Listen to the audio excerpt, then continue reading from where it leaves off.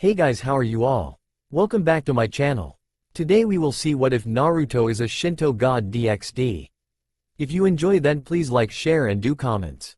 Every legend has to come from somewhere. Stories of gods and goddess were passed on from generation to generation. Gods and goddess aiding the world and helping or harming people. There are many stories such as Medusa. In Greek mythology, a beautiful woman was turned into a monster by Athena out of pure jealousy. However, there are other deities that help humans. People later believe that they are beings of greatness, but don't realize that they can be as petty as humans are. Humans. Creation, a god from the Bible. Creatures that aren't perfect and struggle throughout the entire life. Many humans believe in God as the one true God, but many other gods and goddess exist.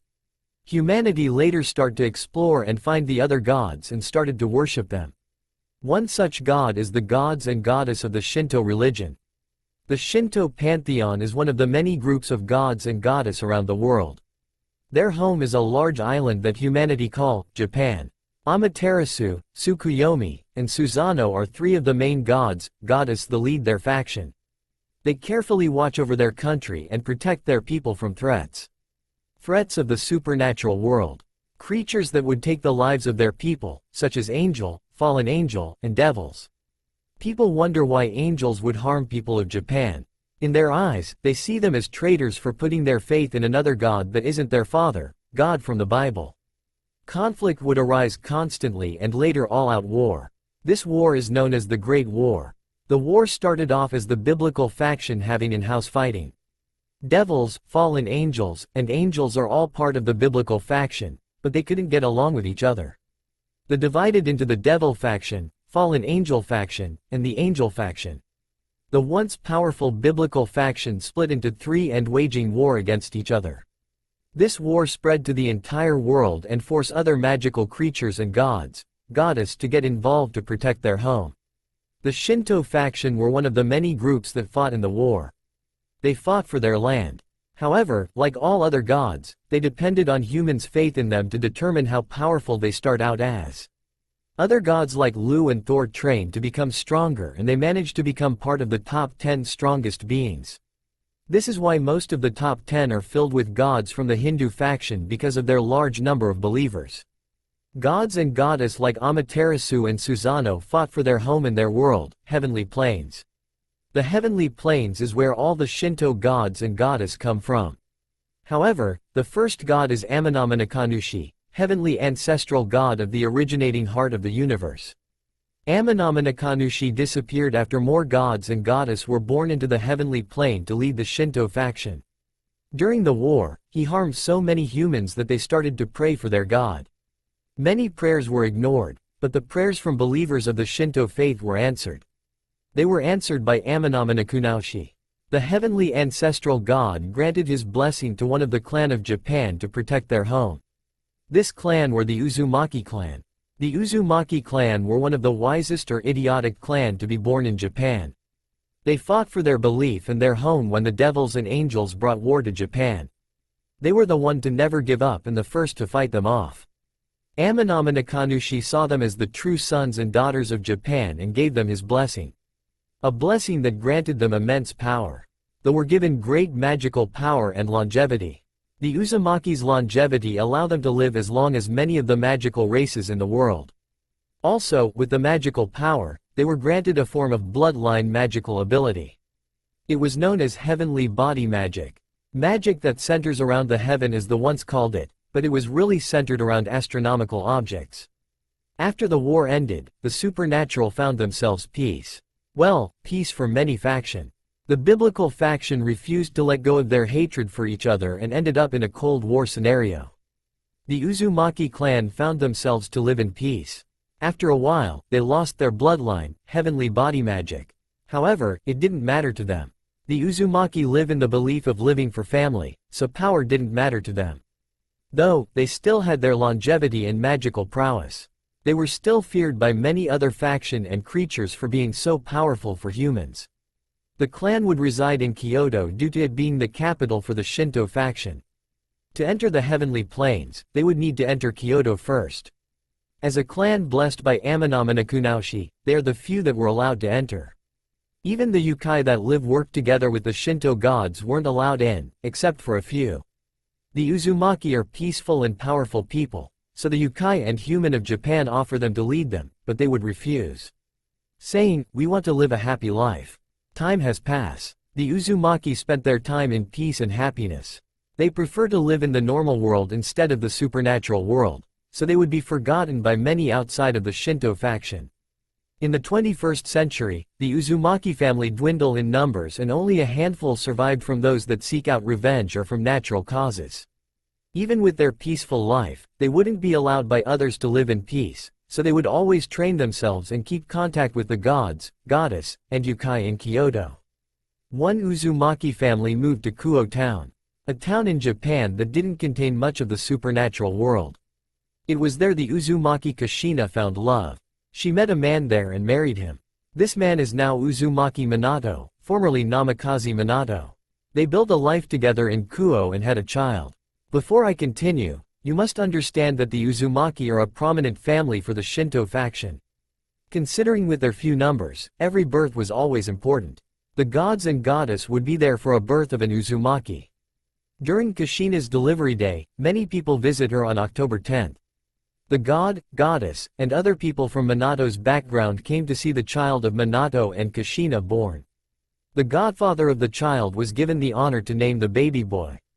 He would name the newborn, Naruto Uzumaki. Time skipped 7 years. Kushina and Minato wanted to raise Naruto as a normal child. However, that wouldn't be possible because of his Uzumaki blood. Like all Uzumaki, he inherited their magical traits, but it didn't stop the loving parents to raise him to live a normal life as much as possible. Naruto grew up as a hyperactive kid, getting into trouble as much as possible. Because of this, Naruto didn't had a lot of friends. Parents would think that he was a troublemaker because of the pranks he would play on the neighborhood, so they would tell their kids to not play with him. However, it didn't bother Naruto much because he did find a friend, well, 2 friends specifically. He befriended Issei Hyodo and Irina Shido. It started off as any other prank that Naruto planned. Naruto planned to hit the local church in town. He wanted to paint it orange, his favorite color.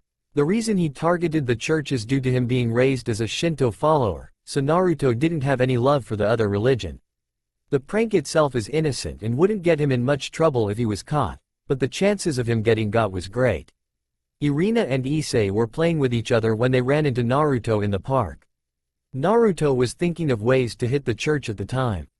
Irina and Issei were troublemakers themselves and decided to join in on Naruto's prank on the church. Needless to say that it went perfect and he or his accomplices weren't caught. It was the start of a beautiful friendship. Sadly, it came to an end after a few years. "I can't believe it," said a sniffling little brunette boy. "You two are really moving?" "Sorry, Issei," replied a blonde boy with blue eyes. I was to say that Naruto won't have whiskers. He has no connection to Kurama. My parents got a job transfer to Kyoto. He said sadly. "Me too. I'm sorry, Issei. My dad is transferring to England," cried out the girl with light brown hair in a scruffy ponytail with violet eyes. "It still sucks. You two are my best friend," the brown-haired boy cried out. "I'll be alone again. Come on, Issei." The blonde tried to cheer up. "I'm sure that we will see each other again." "Really?" asked the 2 crying children. "Of course." Irina, Issei, getting the 2's attention. "I know we will meet each other again. Maybe not now. Maybe not for a while, but we will see each again in the future." Hearing the small speech, Issei and Irina managed to cheer up. "Thanks, Naruto," they said in unison with their newfound hope in being reunited. He stuck his hand out in between them. "Let's make a promise that we will see each other again. For better or worse, we will still be friends." "Yeah," Issei shouted in determination. He stuck his hand on top of Naruto's. "Definitely," Irina shouted with the same determination, while she stuck her hand in too. Kyoto. After saying their goodbye to each other, Naruto was taken to Kyoto. However, it wasn't due to a job transfer like Irina, it was due to the danger of the supernatural world. Kushina and Minato would watch the town carefully for any sign of the supernatural world. Recently, they found some devils trying to get in and found out they were hired to kill a blonde child. The parents immediately knew that someone hired the devils to kill Naruto. During Naruto's birth, something unexpected occurred. He showed signs of having the long-lost bloodline of the Uzumaki clan, heavenly body magic. It was there that his parents knew that he wouldn't have a normal life that they wanted him to live, so they decided to give him a normal life as long as possible until something happened. Now, something did happen and Naruto has to go to Kyoto to train in his ability. During the trip, it was a lot to take in for Naruto. He never would have thought that all those stories and legend that his parents told would be real, and his family carries a lot of power. It made him nervous when he thought about all the pressure and danger he would be when people found about his bloodline, but it made him excited. He always wanted to go on an adventure and have fun. Currently, Naruto is staying with the leader of the yokai in Kyoto while Kushina and Minato goes up to the heavenly plains. Yasaka, the leader of the yokai, is Kushina's old friend and was there for Naruto's birth. "I'm bored," Naruto shouted as he walked around the halls of the Capitol building. "This place sucks." He continued to walk around till he found himself in the garden. "Oh!" Naruto shouted as he heard something and turned around to see a fireball coming toward him. "What the hell?" he screamed after he dodged the fireball. Only to see a girl his age with golden blonde hair with matching eyes in a Miko outfit. However, the feature that caught his eyes were the 9 tails and fox ears. He was told about yokai, but he hasn't seen any yet till now. That was supposed to hit you," the girl shouted at him. "What the hell? Like I'm going to let you hit me," he retorted. "You're trespassing. You're not supposed to be here. Okawa-sama told me that humans can't enter the building," she said with building up another fireball in her hand, preparing to attack again. Wait, Naruto frantically waved his hands. "My parents told me to stay here. I don't know where exactly I am." The girl lowered her fireball. Taking in Naruto's word, "Do you know what I am?" she questioned him. "Yeah, Ka-chan and Tu-san told me about yokais." "You're a kitsune, right?" Naruto replied, confirming the girl's suspicion. She was told by her mother that humans don't know about the supernatural world, but they are the exception. She figured out that he is an exception. "Fine, come with me. We'll find your parents," she said, trying to sound mature. "As long as don't send another fireball at me." He joked, getting a glare from her. He started to follow her. "By the way, I'm Naruto Uzumaki." She froze. She'd been told about the Uzumaki clan. She always wanted to meet one. The next thing that happened is she appeared right in front of him with stars in her eyes. "Really?" she asked excitedly. "Are you really an Uzumaki?" "Why, yay. I lived Kuo town before. My parents took me here to start on my Uzumaki training here. Ka-chan said it's safer here than back home," he said while sweating a little bit. "Wow." She started to touch him like he is the 8th wonder of the world. Then she calmed down. "Oh, sorry Uzumaki-sama. Ka-sama told me about the Uzumaki clan and I always wanted to meet one. I thought I wouldn't meet any because many have died." "It's okay," Naruto replied. "Oh, I should introduce myself. I'm Kuno, daughter of the heiress of the yokai faction," Kunuo said with a bow. Kuno-chan, my parents said they had business here and told me to wait around here, but I'm bored. Do you know what we can do for fun?" Naruto asked. "Of course, Uzumaki-sama. Just follow me." "Oh, just call me Naruto." "Okay, Naruto," she said with a smile. She took him to her room where there was toys and later shown him the entire palace. 2 hours later. Era. Looks like these two are getting along," a woman that looked like an older Kuno said with Naruto's parents close by. They found the two playing tag in the palace. "I knew that they would get along, Yasaka. Naruto can get along with anyone he meets," Kushina said with a smile. "It's moments like this that I wish that time would stop," Minato commented, seeing his son and the daughter of his wife, friends playing together and laughing. "Me too, but it won't last. Nothing lasts forever," Kushina said with a sad smile. "Kushina, they want to see Naruto now. You should go take him to the heavenly plains now," Yasaka advised her. "Yeah, you're right," Kushina said reluctantly. She wanted him to have as much fun as he can. Now he would be trained into a powerful warrior because of her Uzumaki blood. "Naruto," getting the kid's attention. "Okawa-sama," Kuno said as she noticed her mom next to the Uzumaki parents. "Ka-chan." He and Kuno went towards the adults. "Okawa-chan, Tu-san, this is my new friend, Kuno-chan," he said happily. Kuno gave them a bow. "Oh, looks like you two are great friends," Kushina said. "Yup. he said while placing his arm around Kuno. Era, looks like you two are close. I hope that you two get closer in the future. Yasaka teased. Okawa-sama, she shouted in embarrassment with a big blush, causing the adults to laugh, while Naruto looked confused. Now Naruto, we will be staying in Kyoto for a while. You can play with Kuno-chan as much as you want later, but now we have to go and meet some people that wanted to meet you for a while. Minato said. Hutu-san, Naruto asked. Your godfather. Kushina told him. Now come along, she said while leading the way. Hi, see y'all later Kuno-chan, he said with a quick hug and followed his mother, then his father followed him. Heavenly Plains. Wow, Naruto said as he looked all around. Kushina and Minato brought Naruto to the Heavenly Plains to meet the three head deities of the Shinto faction. Amaterasu, Tsukuyomi, and Susanoo really wanted to meet Naruto, considering that one of them was Naruto's godfather and all three did show up to his birth. Bahahaha, shouted a man, God. So this is my godson. He is still small like he was 7 years ago. The god, Susanoo laughed out loud. Yes, Susanoo is Naruto's godfather. Kushina made him as his godfather for reason she couldn't remember, considering he was an annoying man with a perverted side. Naruto's godmother is someone else that Minato had the honor to pick. You're my godfather? Naruto asked Susanoo. Why yes I am, he said proudly.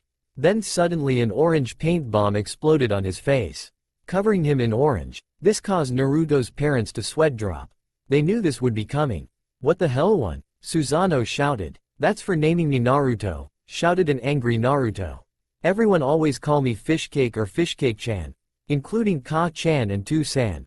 Hey, I named you after me. Not after some stupid ramen topping, only to get another paint bomb to the face. Don't insult ramen, it's the food of the gods. Causing many to sweat drop except for Kushina. She nodded in agreement with her son's statement. I see that he inherited Kushina-chan love of ramen. Amaterasu whispered to Tsukuyomi. She giggled and Tsukuyomi and shake his head. Whatever, I name you after me. The god of sea and storm. Naruto as in Maelstrom, Susanoo shouted in anger. Oh, Maelstrom is cool. Sorry, Naruto said with a bow. You better be brat, Susanoo shouted at him, still angry. I should. Come now you two. We should tell the brat why he is here. Tsukuyomi cut off his brother, wanting to get end their little spat. Fine, Susanoo agreed. You're no fun, Amaterasu said with a pout. Naruto my boy, do you know why you are here? Susanoo asked, shaking his head to show that he didn't know exactly. Do you know about the entire Uzumaki clan history? Tsukuyomi asked. Ka-chan only told me that we are powerful and many bad people don't like us. Naruto said cutely. I can't take it anymore. Amaterasu shouted as she appeared right in front of Naruto and started to play with him. Enough sister. You're hurting the poor boy. I'm not sure if his cheek can handle anymore, Tsukuyomi said, getting a sad nod from her while the humans in the room only sweat drop at her action. Naruto. The Uzumaki are blessed with long lives and great magical prowess.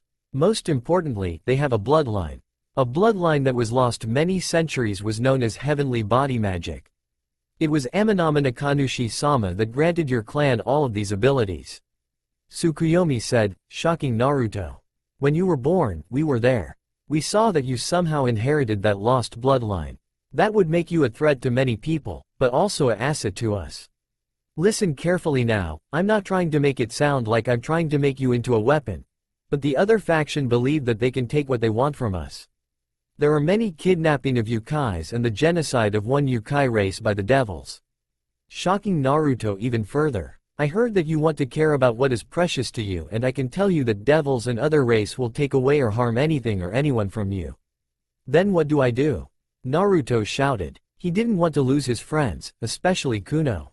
Hearing devils kidnapping yukai made him angry and scared for Kuno. He should be afraid of that. The devils have forcefully reincarnated many yukais before and let the criminals get away with it. There isn't any devil in Japan. Many have been killed on sight due to their hatred of them. The devil and Shinto relationship isn't good, but if war was to erupt, Shinto may not survive without any help.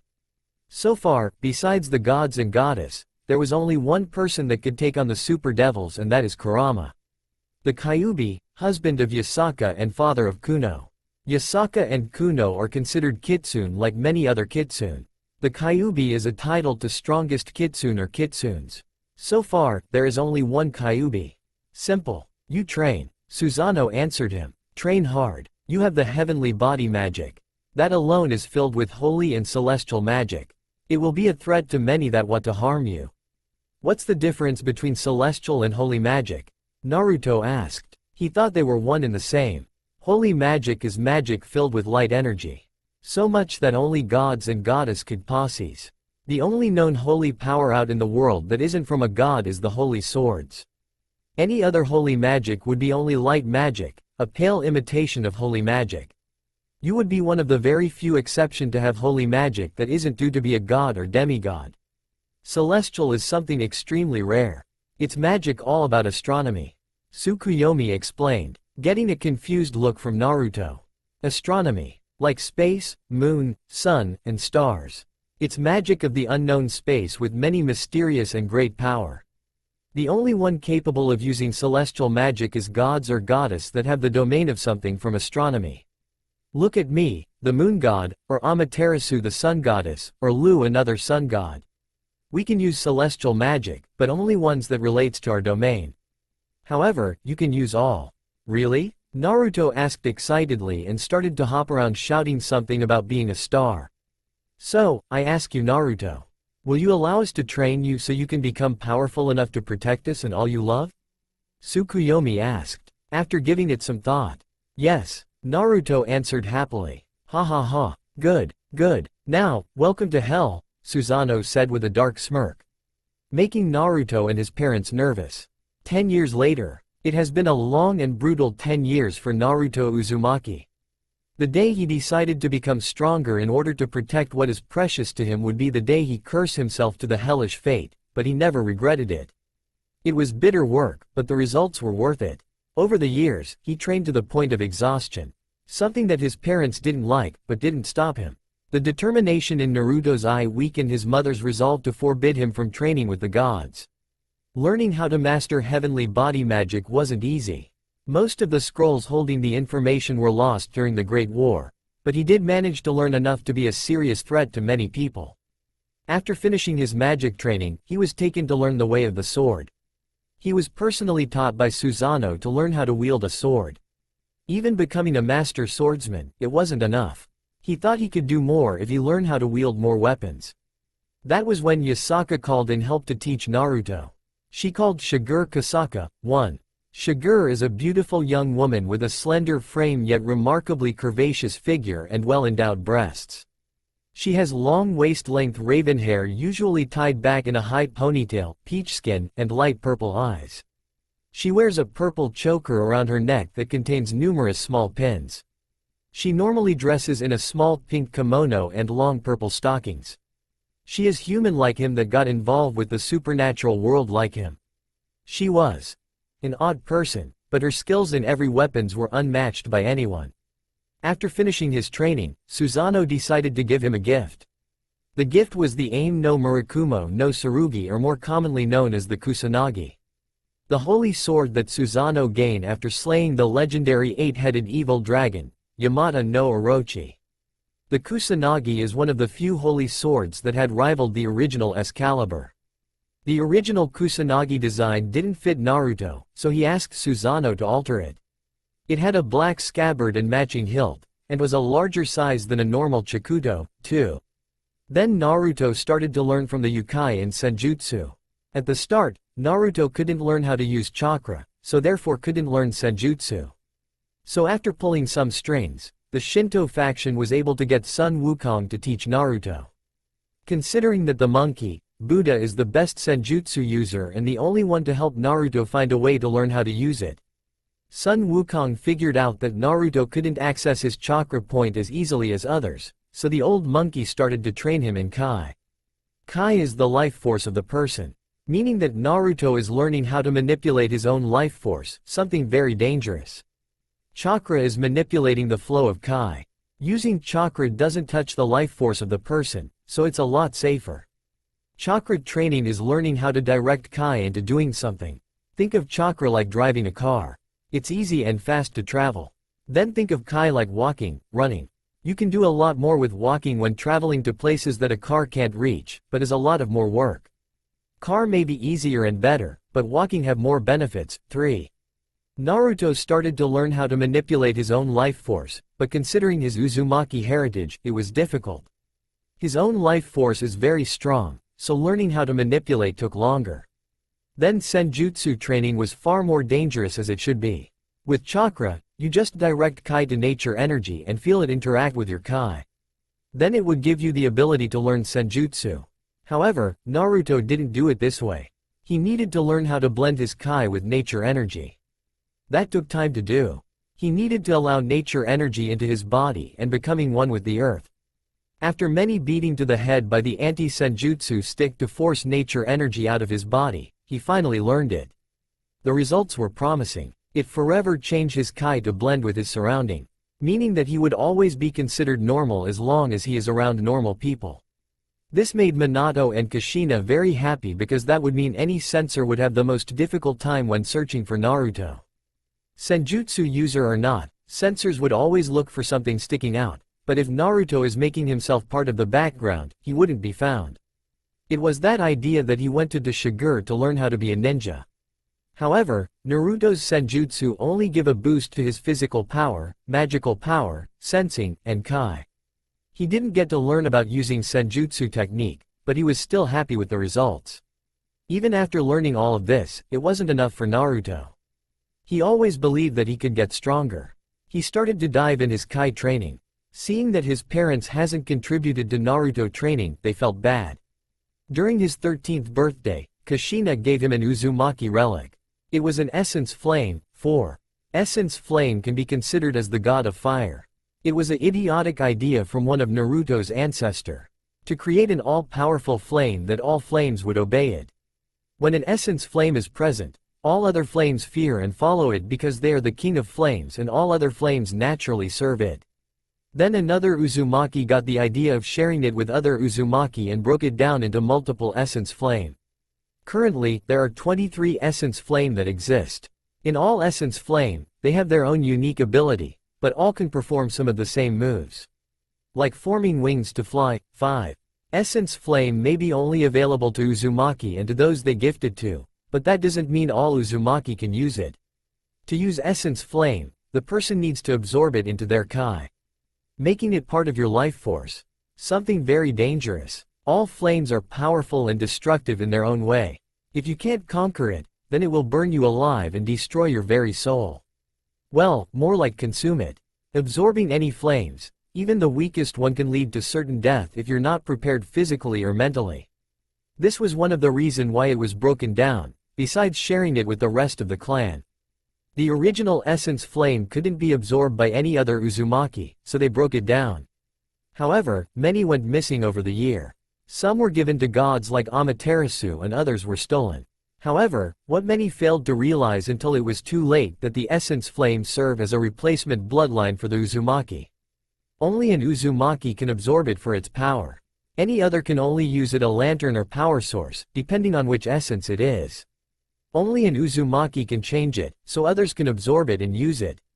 One such example is the essence flame, Amaterasu. It was named after Amaterasu, of course. It's flames that would only obey the wielder and can't be extinguished by anything. It was given to Amaterasu as a gift. Naruto's present was one of the strongest essence flame, the purifying lotus demon flame. It's an essence flame that takes the form of a white lotus, giving Naruto white flames. A very powerful flame with its own unique properties. The purifying lotus demon flame is the third strongest flame out of the 23 created. Its ability allows the user to purify anything to the point of nothingness. As an essence flame, it can burn away all that stands in its path, but it can also travel via emotion.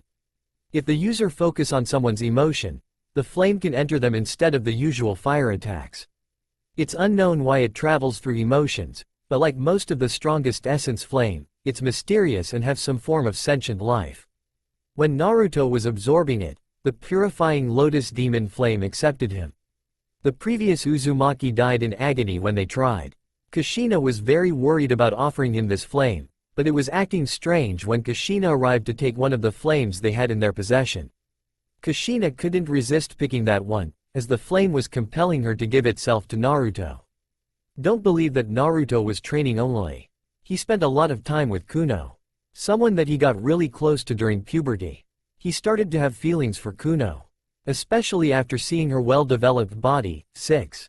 At the age of 15, they started to date, something that Yasaka and Kushina would always tease them about. Kushina and Yasaka went behind their kids' back to set up an arranged marriage for the two. The mothers wanted to surprise the kids and tease them about it when they told him. Minato wouldn't be able to stop Kushina. Whenever she had an idea, it was impossible to stop her. He had to learn it the hard way. As for Kuno's dad, Kurama, he really didn't care about him. He loves his daughter, but didn't see anything wrong with Naruto. One day, Naruto met another girl, woman. Flashback. Due to the bad relationship between the Shinto faction and the Devil faction, all devils aren't allowed into Japan without permission from Amaterasu herself. In the past century, many high-class devil have went to Earth to find recruitment for their peerage. Either by powerful races like the Yukai or special humans. Humans with great power like the Uzumaki clan or people born with sacred gears. Sacred gears are powerful objects that God created and arranged it to be given to humans at all time.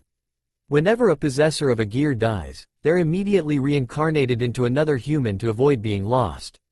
The sacred gears were created by the biblical God, so humans would have a weapon for humanity to use to protect themselves from the supernatural world.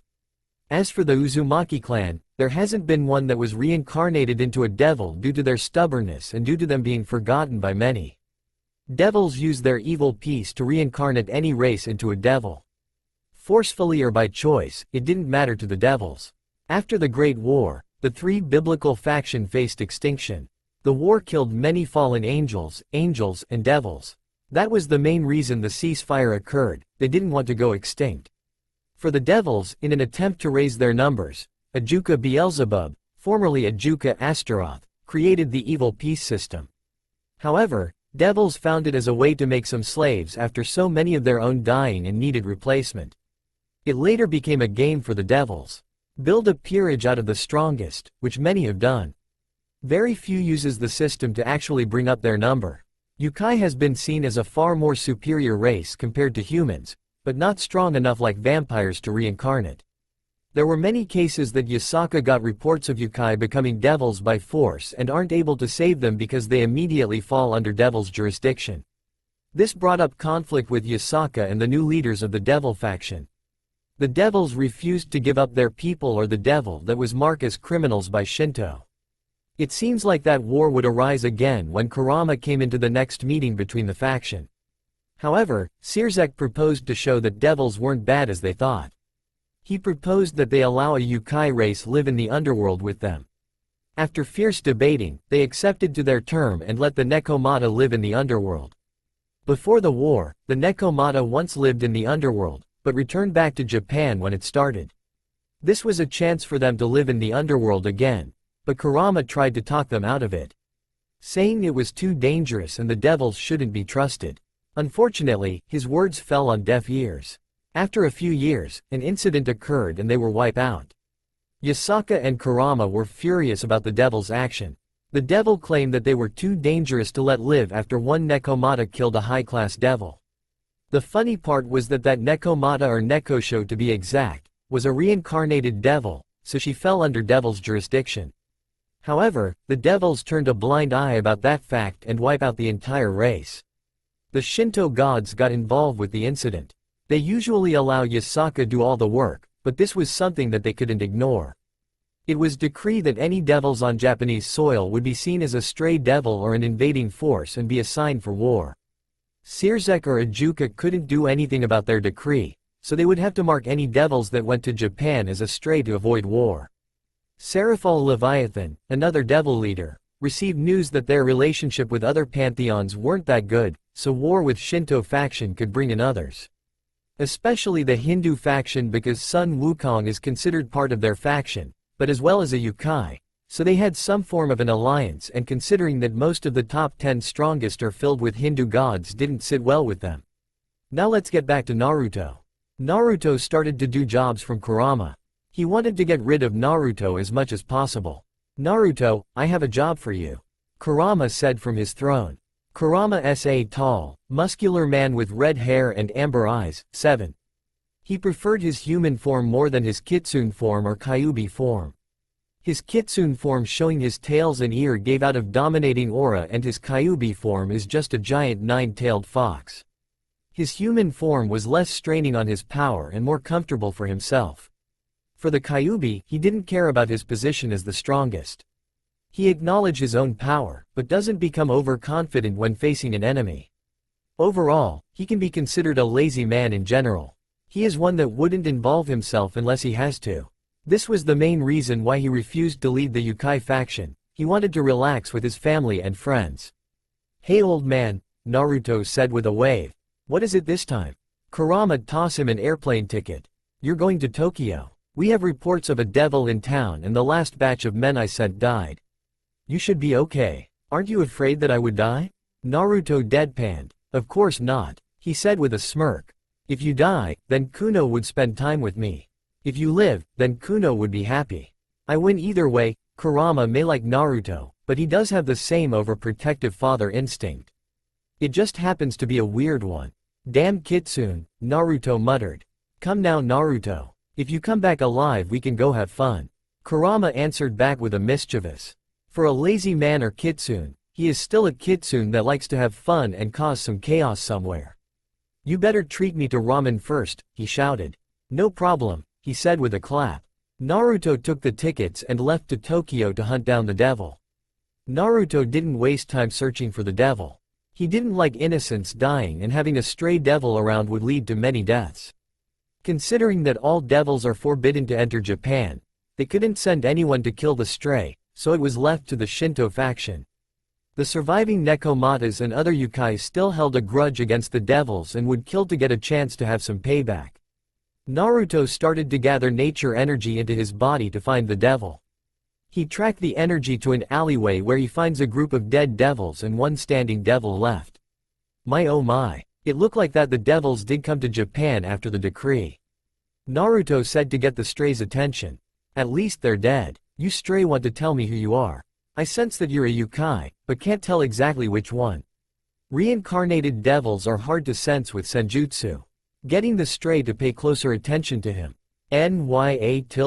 Nekomata, he thought. He has met a few Nekomata before in Kyoto and each one always say, NYA, or try to stop saying it. It was like Naruto with his verbal tic, databaya. Naruto would occasionally say it by accident. He did his best to stop the verbal tic. It was embarrassing when Kuno first heard it and wouldn't leave him alone about it. Looks like I have been caught NYA, the female Nekomata said. For Naruto, he already absorbed the surrounding nature energy, so she sensed him as a human. Nekomata are one of the Yukai race that are exceptional when mastering senjutsu, but Naruto is an exception that she can't sense properly. She could only sense him as a human more in tune with nature, like a sage or monk that meditate often. The Nekomata dove straight for him with her claws ready. Clang clang, only for her attack be blocked by a katana. What surprised the reincarnated devil, Nekomata? It was a fellow Nekomata that blocked her. I won't allow you to hurt master. The newcomer shouted in anger. She has long black hair with a blue tint that extends all the way down to her hips. She wears her hair in a long ponytail with a pink bow holding it in place. This is Himari Noihara, a Nekomata that devoted her life to protect the Uzumaki clan like her ancestors. When Naruto was brought to Kyoto, she was immediately introduced to Naruto and assigned to be his protector by her family. She didn't have any problem accepting her duty, but Naruto did. She would always treat him like a prince, which he technically is, and it annoyed him. Naruto would do his best to break that habit.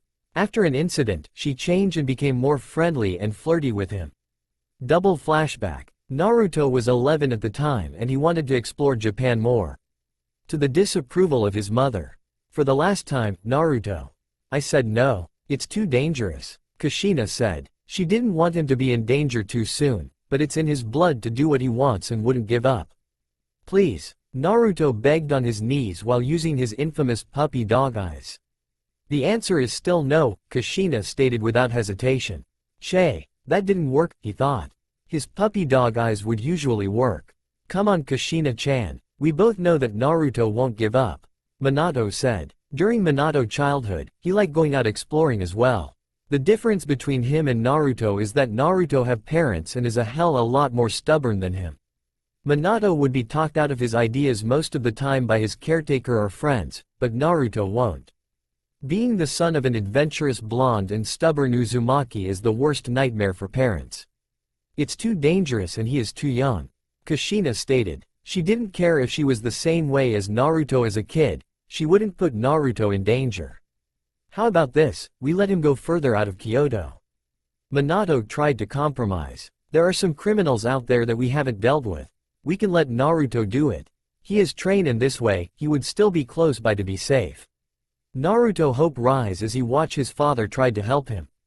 After a moment of thought. Fine, Yata, but, getting his attention, you have to take Himari-chan. She is your bodyguard. Hi, Naruto said happily. Himari-chan, where are you? He shouted to find his friend, bodyguard. Scene change. Himari-chan, Naruto shouted. He saw her get blown away by a devil. It started as a simple task as to deal with a mugger in one of the Inu district. There were reports that some of the Inu yokai were being attacked by an unknown. This district was known for the elderly Inu yokai, so they couldn't really track down and deal with the mugger. They had to report it to Central, the place where yokai mainly live and hold their forces. The mugger turned out to be a stray devil or so they thought, but it was odd for strays not killing their prey. Ha ha ha, I was told that the Nekomata race were already extinct. Lucky me, I get to go back a hero after my mission is done. The devil shouted. He was one of the devils that were expendable for the devil faction.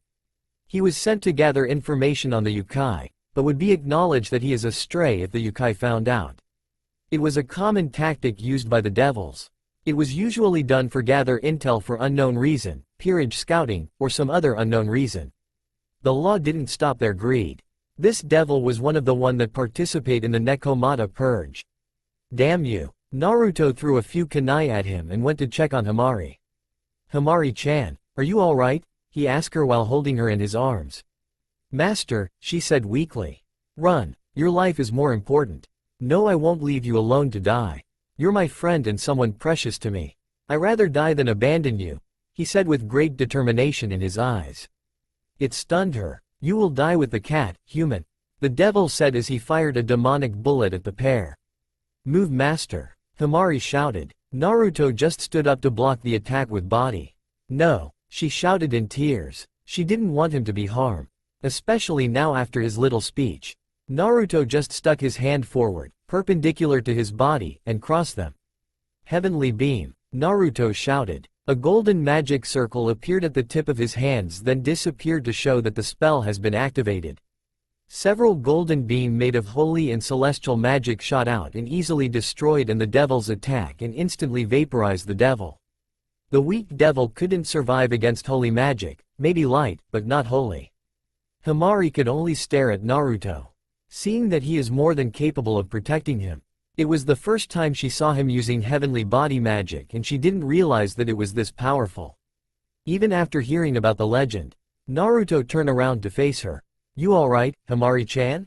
Naruto asked. I'm fine master. We should head back and report to your parents and Yasaka-sama. She said as she tried to get up, but failed. Naruto turned around and started to crouch. Get on, I will carry you. Naruto said, offering his back to carry her. But master, I see can't. No buts. I won't leave until you get on. He said stubbornly. Fine. She climb on him. We will tell them later. Your health comes first. He said in a tone that shouted, don't argue with me. Doki Doki Himari started to blush. Hi master, she said while burying her face deeper into his back.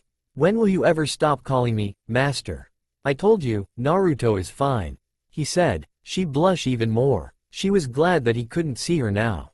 Hi, Naruto-kun, she said happily, but with a muffled sound. Since then, she started being more of a friend to Naruto and would flirt, seduce him. It didn't sit well with Kuno. Double flashback end. Another Nekomata. The stray said quietly. Why are you serving a human? She asked. Naruto-kun is my master. I will protect him to the day I die. She shouted proudly. Himari-chan, what are you doing here? I thought I left you back here in Kyoto. Naruto said casually. Sorry Naruto. I heard that this devil killed the last people that came here and thought it would be safer if I follow. She said sheepishly. Whatever. Now, devil or do you prefer Nekomata? Naruto asked the stray. It surprised her to see that Naruto figure it out. I prefer Nekosho. The name is Kuroka by the way, she said while checking out Naruto closer with senjutsu. Still unable to see through him. As in Stray Chuckle Cat, Kuroka, he said while chuckling at the pun of the title given to her by the devils. That's right Nya tilde. So what's your story for going stray? Getting a surprised look from both cats. Himari knew that Naruto rarely show mercy to devil and wouldn't hesitate to deal with them, but it seems his kind nature is in control now. I only heard that you killed your master in a drunken state of senjutsu uses. He said with air quotes. Then that led to your race near genocide. Tell me your story, he said seriously. She stared in his eyes to see if he had any other plans. Only to see nothing deceptive in his eyes or her senses didn't say anything. She gave in to his demands. Not knowing why, she just felt that he can be trusted. My master was planning to put my little sister in one of his experiment after we made a deal that I become part of his peerage and he take us both him. I killed him to stop it, but failed in getting my sister before the devils capture her first. I had to run away and hope that she survived. She answered, after hearing her story and giving it some thought. Do you want to be a Nekosho again? He asked. Surprising her. Himari knew what he was talking about. Naruto was thinking of using the purifying lotus demon flame. He tried it on reincarnated devils before, but all were former humans. The purification worked, but they couldn't survive the process and died after becoming human again. That's impossible. There is no way to change back. She shouted. She was in denial. She was always proud of being of Nekosho, but becoming a devil was necessary. Tell me, do you know about the Uzumaki clan? He asked. Only to get a nod. All Yukai knew about the Uzumaki clan. They were heroes to all of Japan in the supernatural world. They protected them from during the Great War and saved many lives. Naruto raised his hand and channeled Kai into it. A white flame lit up in his palm. This is the purifying lotus demon flame. The third strongest essence flame and have the ability to purify anything. Kuroka could only stare at it in disbelief. She knew about the essence flame that the Uzumaki created and how powerful they are. Especially the top 5 ranking flames due to their mysterious behavior. Many kid of the flames could challenge the flame of various gods, goddess. Even Amaterasu's flame isn't as strong as the essence flame, Amaterasu. Her flame was a powerful flame, but could only burn things like any other flame magic. After absorbing Amaterasu, her flames became black and couldn't be put out for 7 days and 7 nights. Only Amaterasu had control of the flames, anyone else would be burned till they turned to ashes. Oh, I forgot to introduce myself, I'm Naruto Uzumaki. He said with his usual grin. Can you really? She asked quietly, but loud enough to be heard. Technically yes. I have done it in a couple of reincarnated devils, but they died. Then again, they were humans before and couldn't survive my flames. You would be the first non-human reincarnated devil to try it on. No guarantee on survival, but I do guarantee on becoming a Nekosho again. He said confidently without a single sign of arrogance. Kuroka was conflicted about the offer. She really wanted to become a Nekosho again, but there was a chance of dying. She still had to find her sister, but for all she knows, she was killed like the others in the purge. The reason she hid in Japan is due to the devil faction being in another Cold War state with another faction. The angels and fallen angels didn't bother the other faction much. It was only the devils bothering others due to their desire to reincarnate anyone powerful into a devil. Please, Kuroka dove in for a hug. She held onto Naruto tightly. Change me back, please, she said with some tears in her eyes. Himari allowed this to go on because she knew that Naruto was being his kind self and she would want to help her fellow Nekomata. Okay, I hope you can survive, but first, we should do this somewhere safe. He turned to Himari. Himari, I'm going to need you to perform senjutsu to heal her while I get rid of the evil piece in her back in the hotel. Can you perform senjutsu to heal yourself, Kuroka? She nodded. Good. If all 3 of us perform senjutsu and focus on healing you, you might survive better than the others I tried to save. He said happily. Kuroka felt something that she hasn't felt in a long time. She felt hope. At the end of the day, they started the procedure. He had Kuroka focus her emotion on her negative feelings like lust or anger. She of course wanted to focus on lust, but it was too close to a nekomata, so she focused on her anger toward her master and her devil part. It was one way to focus on the evil piece. As devil, they have negative feelings, so this would help him get rid of the evil piece. Naruto used his senjutsu to only boost the power of his essence flame. Himari and Kuroka used senjutsu to heal the latter. Naruto channeled the purifying lotus demon flame through her emotion of anger. At the end it worked and she became 100% Nekosho. Naruto offered to come join the rest of her race back in Kyoto, saying that she won't be persecuted or arrested. They had problem with devils, not the Nekomata or her. She was quickly accepted to the Shinto faction and her fellow cats. News spread that the stray cat was with the Shinto faction and the devil didn't like it. Sirsak arrived with some of his peerage member for Kuroka, only to be surprised that the Shinto faction refused them and stated that she is a Nekosho and no longer a devil, so she didn't fall under their law anymore, forcing Sirsak to mark her as a criminal for the devil race. The relationship between the two factions hasn't improved after Kuroka recruitment. The devils were afraid of losing their powerful reincarnated like how they lost Kuroka. They wanted to find out how, so they can fix the evil peace system, but failed to get their answer. Anything related to Naruto was kept hidden and credit was given to Himari. It didn't bother Naruto if someone else got the credit, it was for the best. Even if Kushina wanted to protest about it. Since then, Kuroka would try to have Naruto make babies with her. She fell in love with him and knew that he was powerful. It was a win-win for her. She get to have powerful babies and have true love. Himari and Kuroka would always compete for Naruto due to them being Nekomatas. It didn't sit well with both Kuno and Kushina. Kushina didn't like how vulgar that Kuroka was like. Susanoo supported Naruto's harem route. Minato wisely stayed out of it like Kurama. Both had to deal with their wife-daughter complaint about the newcomer. Yasaka and Amaterasu found new teasing material. Flashback end. Heavenly Plains. Naruto and his merry harem live happily in Kyoto. Naruto grew up to be ranked in the double digit. Over the years, he faced many people that showed up to Japan that he had to deal with. He met many people of the other factions. Now Naruto is facing an assignment from Amaterasu. Naruto-kun, I have a job that you may or may not like. Amaterasu said. What is it this time? Naruto asked. You're going back to Kuo town, she said happily. After a minute of silence. What's the catch? That sounds too simple to be a job. You're right like always. A year ago, we allow a pair of devils rented and become overseers of your hometown. She said. What? Why? Let me explain. They're the little sister of Lucifer and Leviathan. They wanted to come to Japan for a long time, but I don't know why Kuo. We refused of course, but they offer something we couldn't refuse. What would that be? That would be this. Susanoo shouted from behind Naruto holding something. Semen. Naruto shouted his nickname for the super pervert known as Susanoo. Naruto saw what it was in his hand. 8. Damn it. I told you to not call me that.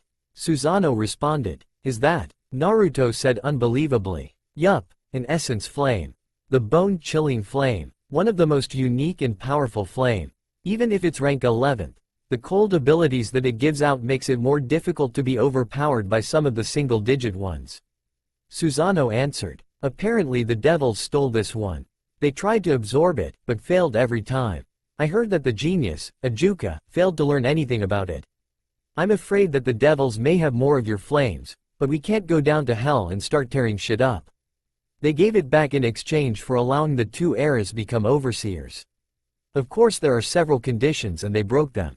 What did they do? Naruto asked seriously. He knew how bad the relationship between the two are and if they allow this to go on, it can't be good. There are 16 people dead due to their inaction. Since they arrived to Kuo, the fallen angel followed them. The fallen have killed several people under their watch. The devils are only covering it up and they're not compensating the family that lost their own to the crows. One of the conditions for not having a representative in Kuo is that the heirs make sure that no one is harmed. 16 deaths is the last straw and they still allow the crows to stay illegally. Amaterasu said while flaring up her power. They were Japanese people and some were believers of the Shinto faith, so this didn't sit well with her. I'm sending you to watch them. You don't have to reveal yourself unless you want to.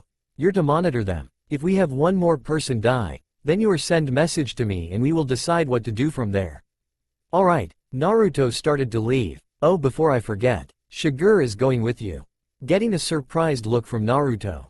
She is an adult, so she would be the responsible adult. Also, if something happens, she would take care of it. She said with air quotes when she said responsible. Okay, oh brat, Susanoo shouted, you should absorb this. He handed the bone-chilling flame to him. It would be helpful to have around. Try not to use heavenly body magic or the purifying lotus demon flame as much as possible. It's important for you to have some triumph cards. He said with a grin. Thanks Seaman, he took the flame with him. Naruto started to pack up to go back to his hometown. However, there were some people that wanted to come along. One is his always faithful guardian angel, Himari Noihara. She wouldn't allow him to go anywhere alone. The next person is Kuno. She wanted to go along and what was worse that her mother supported her decision. Then Kuroko refused to let Himari be the only Nekomata with him. She also joined under the guise of being the responsible adult, but she is as bad as Shigure when it comes to responsibility. A monitoring mission soon became something like a vacation for him. It didn't help that Susanoo was talking about them being his own harem. Naruto allowed the three to come along, but the Nekomata and Nekosho had to be in their cat form. Too much girls in one house would draw too much attention. Kuo Town, evening, damn, you guys didn't finish construction yet. Naruto said, sorry sir, we will work through the night to finish it and it will be ready tomorrow morning. The foreman of the construction reassured. Okay, thanks. Naruto walked away after speaking to the foreman. Naruto's house in Kuo was under reconstruction. Kushina took the liberty to buy several houses surrounding their home to increase the size of it. It was being turned into a Japanese traditional residence compound with several modern modifications. They added a second floor to the buildings and a basement for a swimming pool. There is the main building where they live and where the basement and transit at. Then there is a dojo, a small garden, and a storage building in the estate. Surrounding the entire residence is a wall. 9. So we should rent a hotel tonight? Kuno asked while walking beside him. Maybe. I rather save some money. There is an old friend that still live here. I could ask them to let us spend the night there. Alright, the two headed toward to the house of his old friend. They were followed by a pair of black cats that happened to be Kuroka and Himari. Knock knock, and brunette woman answered the door. Only to find a pair of blonde teenagers. One was a girl wearing a red yukata. The other blonde was a boy with blue eyes in a black outfit. 10. There was also a pair of black cats at their feet. Oh, who are you two? The woman asked. Don't tell me you forgot about your troublesome blonde? He feigned being hurt. Naruto. Naruto. She came in for a hug. It's nice seeing you too, Auntie Hyodo. He returned the hug. He was close to the Hyodo family that they were like uncle and aunts to him. The same could be said about his other friend's family. My oh my, look how you have grown. Dear, come look at who is at the door. Mrs. Hyodo called out for her husband. Who is it? He came to the door. Who are you? He asked while readjusting his glasses. Unable to recognize the teen. It's Naruto dear. Naruto. Naruto. My boy look at ya. My you grown. He said happily while giving him a pat on the back. Oh, who is this? He looked at the girl. I'm Kuno. I'm Naruto's friend from Kyoto. It's nice to meet you. Kuno answered with a bow. Who? Ain't you a pretty lady? My, Naruto is sure lucky to be dating you. He isn't my boyfriend, girlfriend. They said embarrassingly while have a blush on their face. One of the cats was laughing at them. The parents was laughing at the pair as well. Well, I'm back in town. My house is still under construction. The foreman said they would be done tomorrow morning. I was hoping that you will allow us to stay here for tonight. Of course, you and your friend and cats are welcome to stay the night. I expect that you allow us to see your home tomorrow. Mrs. Hyodo said with a grin. Of course. Naruto and his friends walk into the house. It was dinner time and Mrs. Hyodo cooked enough for all of them. Hey, where is Issei? He asked as he enjoyed the meal. Oh, he isn't home yet. I'm sure he would show up eventually. After you and Irina left, he started to become the little troublemaker like you. Haha, look like you rub off him Naruto-kun. Kuno commented. I wish. Mr. Hyodo said. He became a huge pervert recently. only to get a laugh from Naruto. He is still my friend. I hope to see him tomorrow. They enjoy the meal. Naruto and Kuno took the guest room to sleep in. Mr. Hyodo always talk about him being in a relationship with Kuno. Seeing how they're sharing the room together. Morning. Ah! A scream came from the house. Dear, Issei is with a girl and they're naked. Mrs. Hyodo shouted. She saw Issei and a red-head girl with a very large bust naked in his room. The scream woke up Naruto and Kuno and the cats. 11. Naruto. I sense two devils, Kuroka said. Damn, I don't want to reveal who we are yet. Everyone used senjutsu to look like humans. Naruto told the three girls. For now, we do nothing. We only watch them. Naruto and Kuno got dressed while Himari and Kuroka went back to their cat form. They headed off to eat breakfast. As the two blondes and parents ate, Issei and a redhead walk in to join them.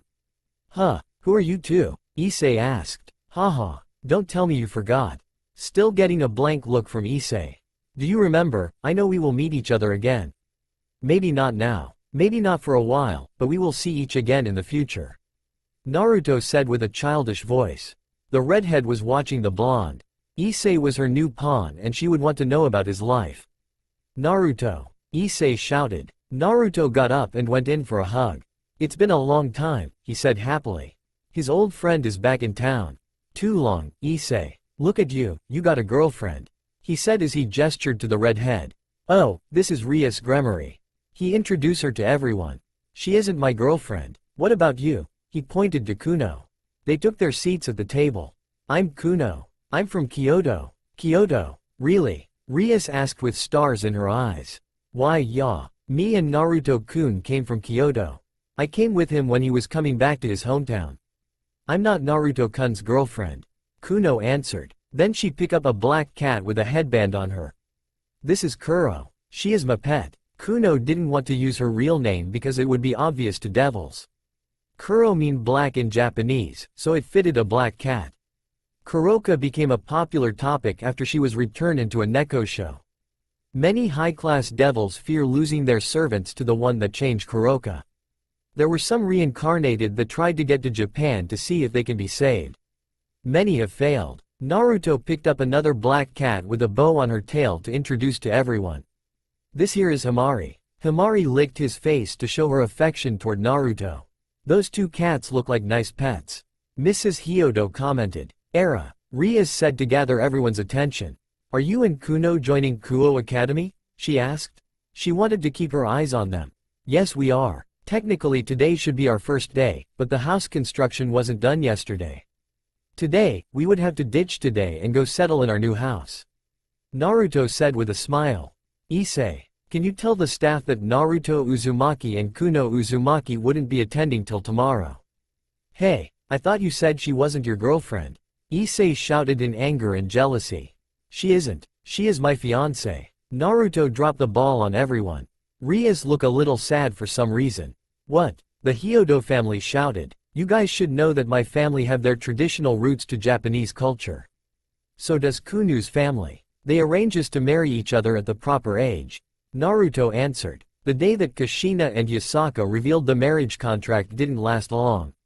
Kuno fainted in happiness and Naruto had to face all their teasing and Susanoo's perverted blabbering. The marriage contract was made after Naruto and I met. We became close on the day he arrived to Kyoto.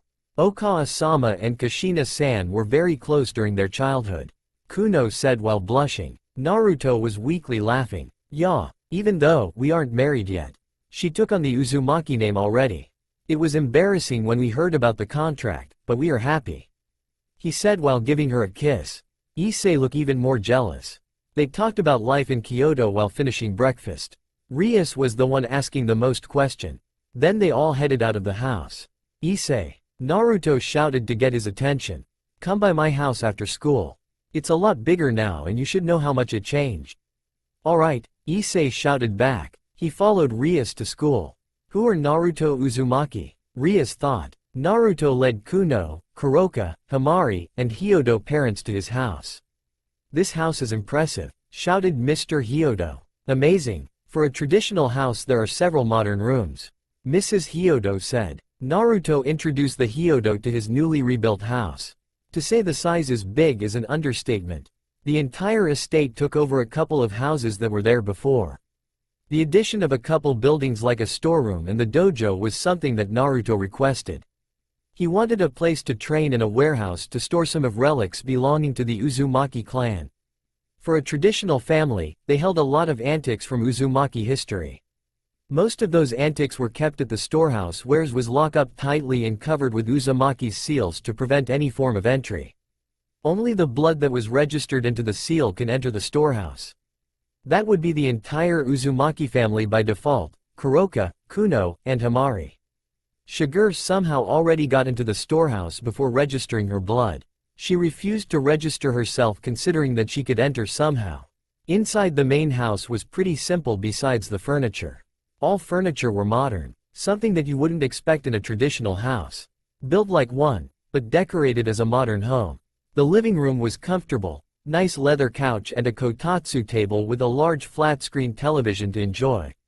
Also, the entire kitchen was equipped with modern-day kitchen stove and other appliances. It was Kuno that requested the best kind of kitchen. Considering that she does all the cooking, Naruto couldn't complain about her request. Plus, there were many spare rooms for new residents or guests. There was also the shrine room, a room dedicated for their Shinto religion. All kind of decoration designed for the gods and goddess of Shinto. There were even their picture, but the Hyodo thought it was their idea of how they look. An offering table for them, a cabin for incense burning, and much more. In near the portraits of the deities is a sword, a chikuto. It was the redesigned kusanagi that was given to Naruto by Susanoo. For one of the strongest holy sword, Naruto needed to keep it safe when he was around devils. Leaving it in a room the scream holy place will keep devils away. Besides, they can't enter with the bounded field around the estate. One of the most interesting room was something that Kuno and Naruto wanted to avoid showing to the Hyodo. It was their most shameful room. It was an otaku room. Both Naruto and Kuno was raised on tradition by their family. The anime culture that was a big boon for Japan was looked down by many traditional people. Amaterasu found it funny, Susanoo loved it, and Tsukuyomi hated it. It mocked their culture, so they would disapprove of it. Naruto and Kuno began to love anime like many others, but they were ashamed of it because how it goes against how they were raised. The garden outside was pretty big. It was full of many plants and a nice pond for koi fish. Overall it was tranquil. However, it served another purpose. It was designed by Sun Wukong to be the perfect place for Naruto to gather nature energy and for others to meditate. There was also all the catnip around the garden. You could usually find Kuroka or Himari rolling around the garden in their cat form. This is awfully a large house for only 2 people, Mr. Hyodo commented before being interrupted. Meow, went 2 black cats to show that they exist.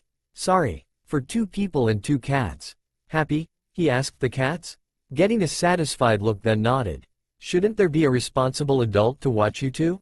I mean, I know that you're happily engaged to each other, but it's still irresponsible. Define responsible, Naruto asked, getting a confused look from the parents. Until a shuriken cut Mr. Hyodo's face. Ahaha, he screamed, starting to panic. He hid behind his wife. Wow, calm down Shigure-san, their guest, Kuno shouted to the shadow. Oh, okay, Shigure came out of the shadow. Hello, I'm Kasaka Shigure, nice to meet you. Then she left to go gods know where. That W was, Mrs. Hyodo stuttered out while being frightened by the woman. Our responsible adult. I have no idea why our parents assign her to be our guardian, but she is. I always call her a ninja because she carries weapons and move like one. Naruto said. I recommend not going to her room at all. Her old room back in Kyoto was full of booby traps. I'm sure her new room would be too. Plus, announce yourself when you enter our home. She won't be kind if you're entering without letting her know first. Oh okay, both parents said. For the rest of the day, they enjoy their stay at the Uzumaki residence. Issei was definitely surprised about the total renovation. He was wondering about the construction going on for the last couple of weeks at this place. Only to see it to become a very large house. Issei decided to spend the night at Naruto's house to catch up on some old times. Hey Naruto, Issei shouted to get his attention from the living room. What's this room? Oh, you wouldn't like it, he said, carefully choosing his word. At the Shinto rooms, Kuno and I were raised to be a traditional family, so it's natural for us to have one.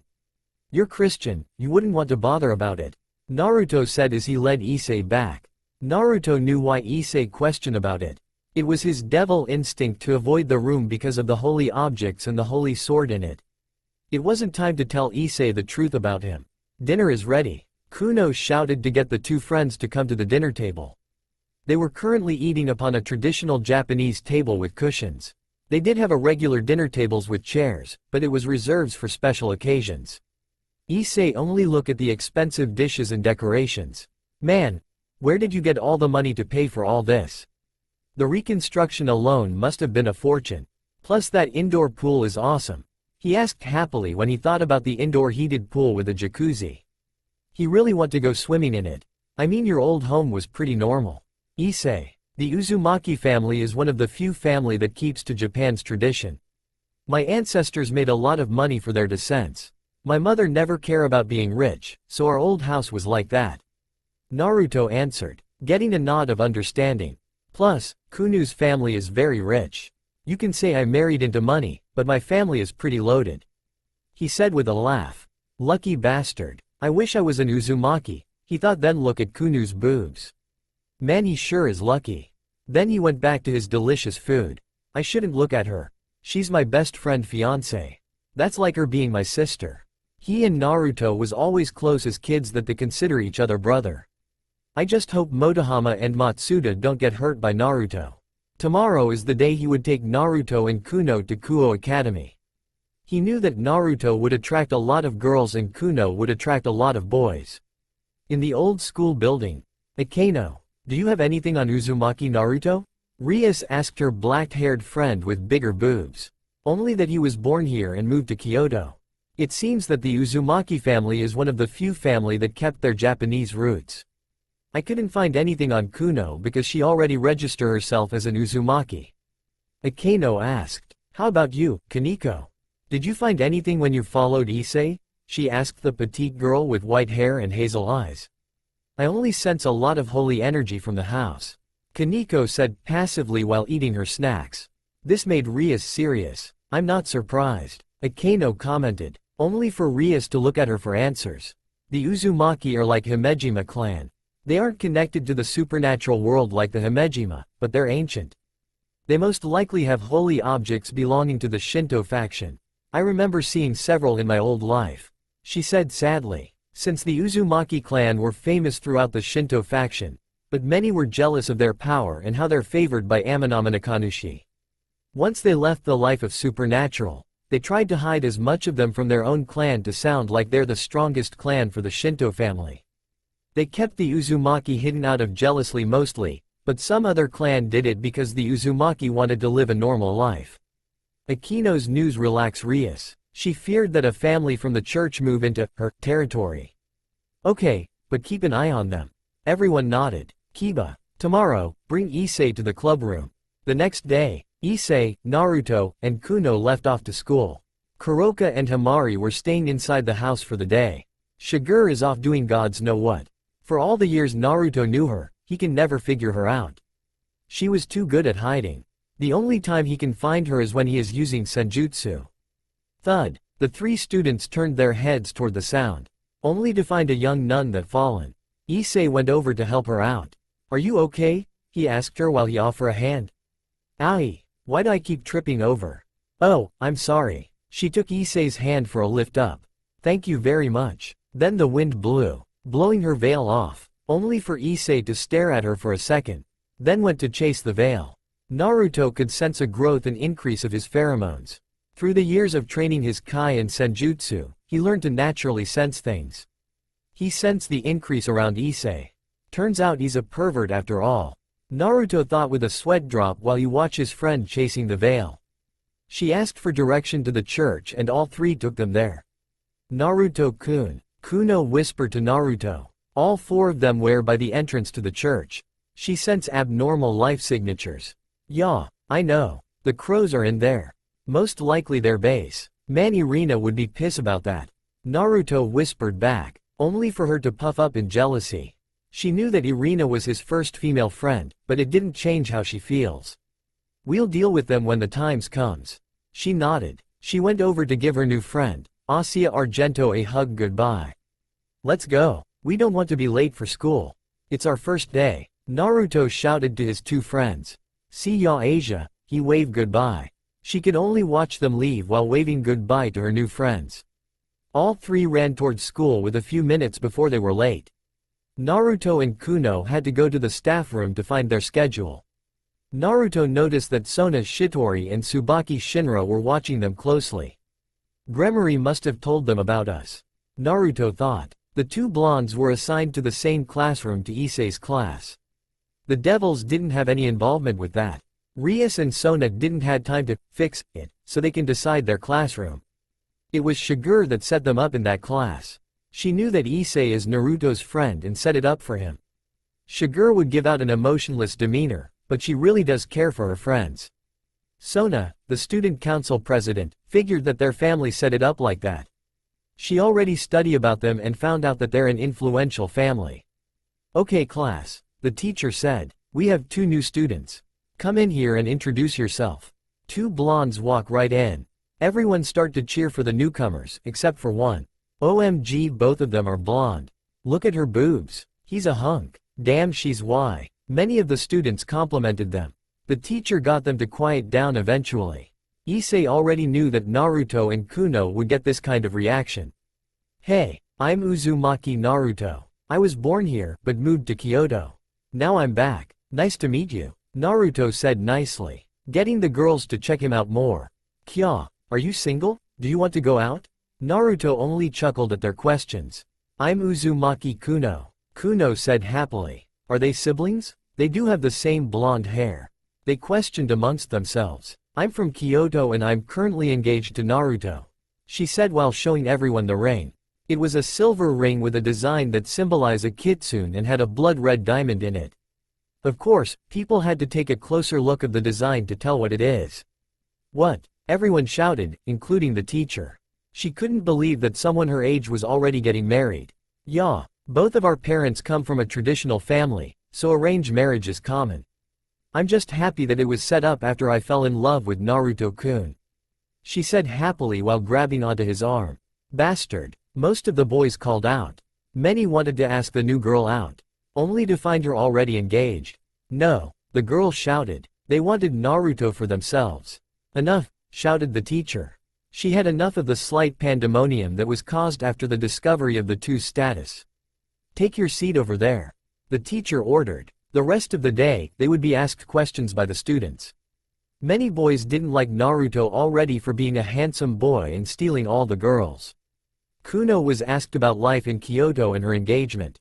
Many people were surprised to see Naruto hanging out with the perverted trio. Of course Matsuda and Motohama didn't accept him because of their jealousy. Most girls thought he was a pervert. Naruto didn't answer any questions because he felt he didn't need to. Kuno told them that Issei and Naruto are childhood friends and didn't care about his reputation. He would hang out with whoever he likes and his reputation can be damned. Many girls found it cool and soon started a fan club for him, much to his dismay and his friends' jealousy. At the end of the day, Naruto and Kuno headed home, while Issei headed to his club. At the club, Rias interrogated Issei about his friends. He told them only that his family is big on Shintoism. Rias wanted to confirm if Naruto was connected to the supernatural world or not based on the amount of holy energy the house have off. Only to be relieved to hear it from Issei because he knew him longer. Rias gave him the full rundown of the supernatural world, well only the biblical side. How about the other religion? Like Shintoism? Issei asked, considering that his childhood friend is a follower of it. The other gods like Zeus, Amaterasu, and Odin are all real. Rias answered. If they're real, does that mean all of Japan belongs to Shinto faction? I remember Naruto saying that the Shinto gods are like guardians of Japan. They do, but we own this territory. We managed to buy it off them. Rias lied. She didn't like the fact that she is renting the town she made her home. She asked her brother to buy this town for her, but was only able to rent it under certain conditions.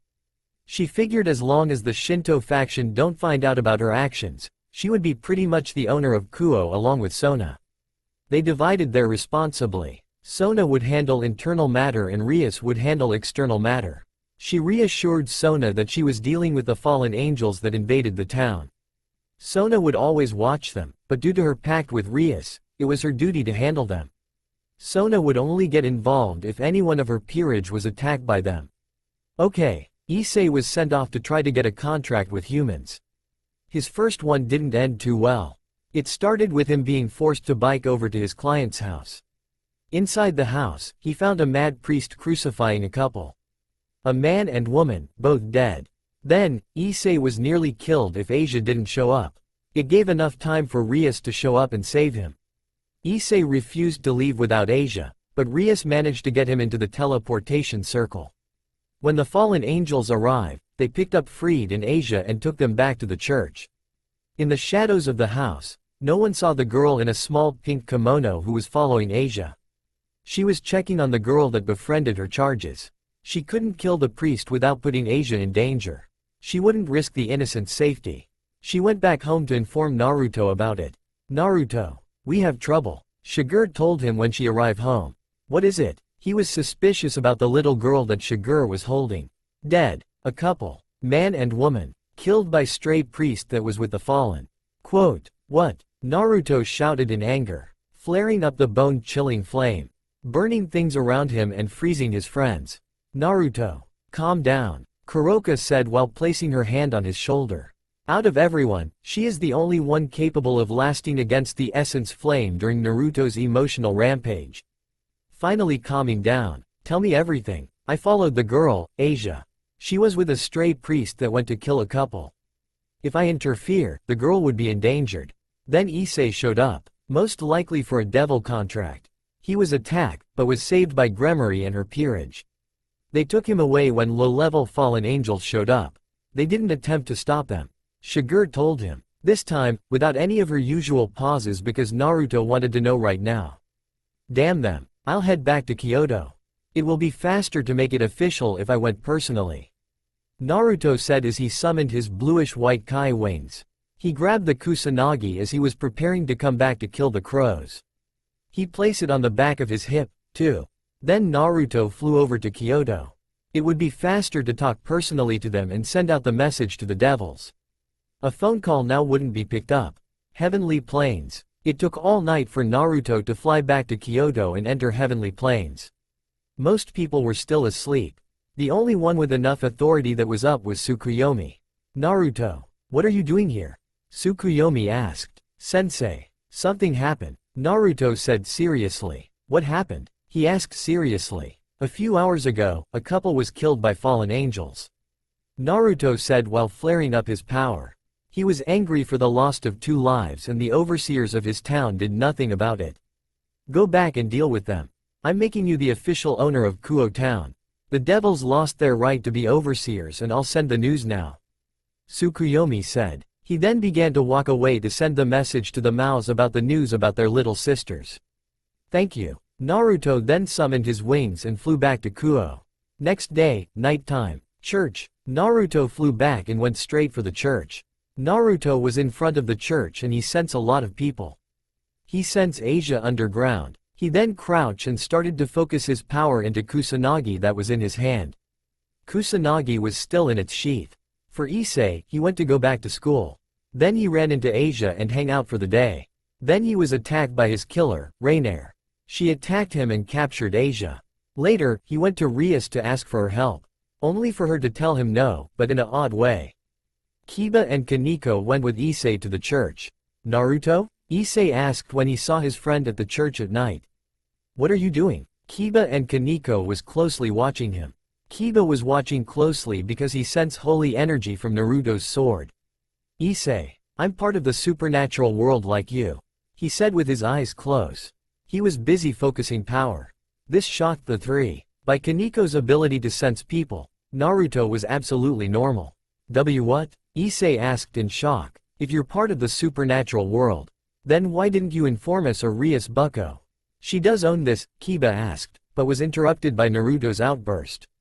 "Don't you dare say that. We both know that Kuo belongs to the Shinto faction. Gremory and Citri merely rent this town," he said, shocking Issei further. He was told otherwise. Kiba and Kaneko flinch at Naruto's response. I'm part of the Shinto faction. Due to the incident last night, I was given ownership of Kuo Town. You can't do anything without my permission anymore unless you want to be kicked out or start a war. What about Asia? She's in danger. We can't leave her, Issei shouted. He thought that Naruto was forbidding him to save her. She's our friend. I know. That's why I'm saving her. It's the duty of owner or overseer of a territory to keep the peace. Gremory and Citri failed in that.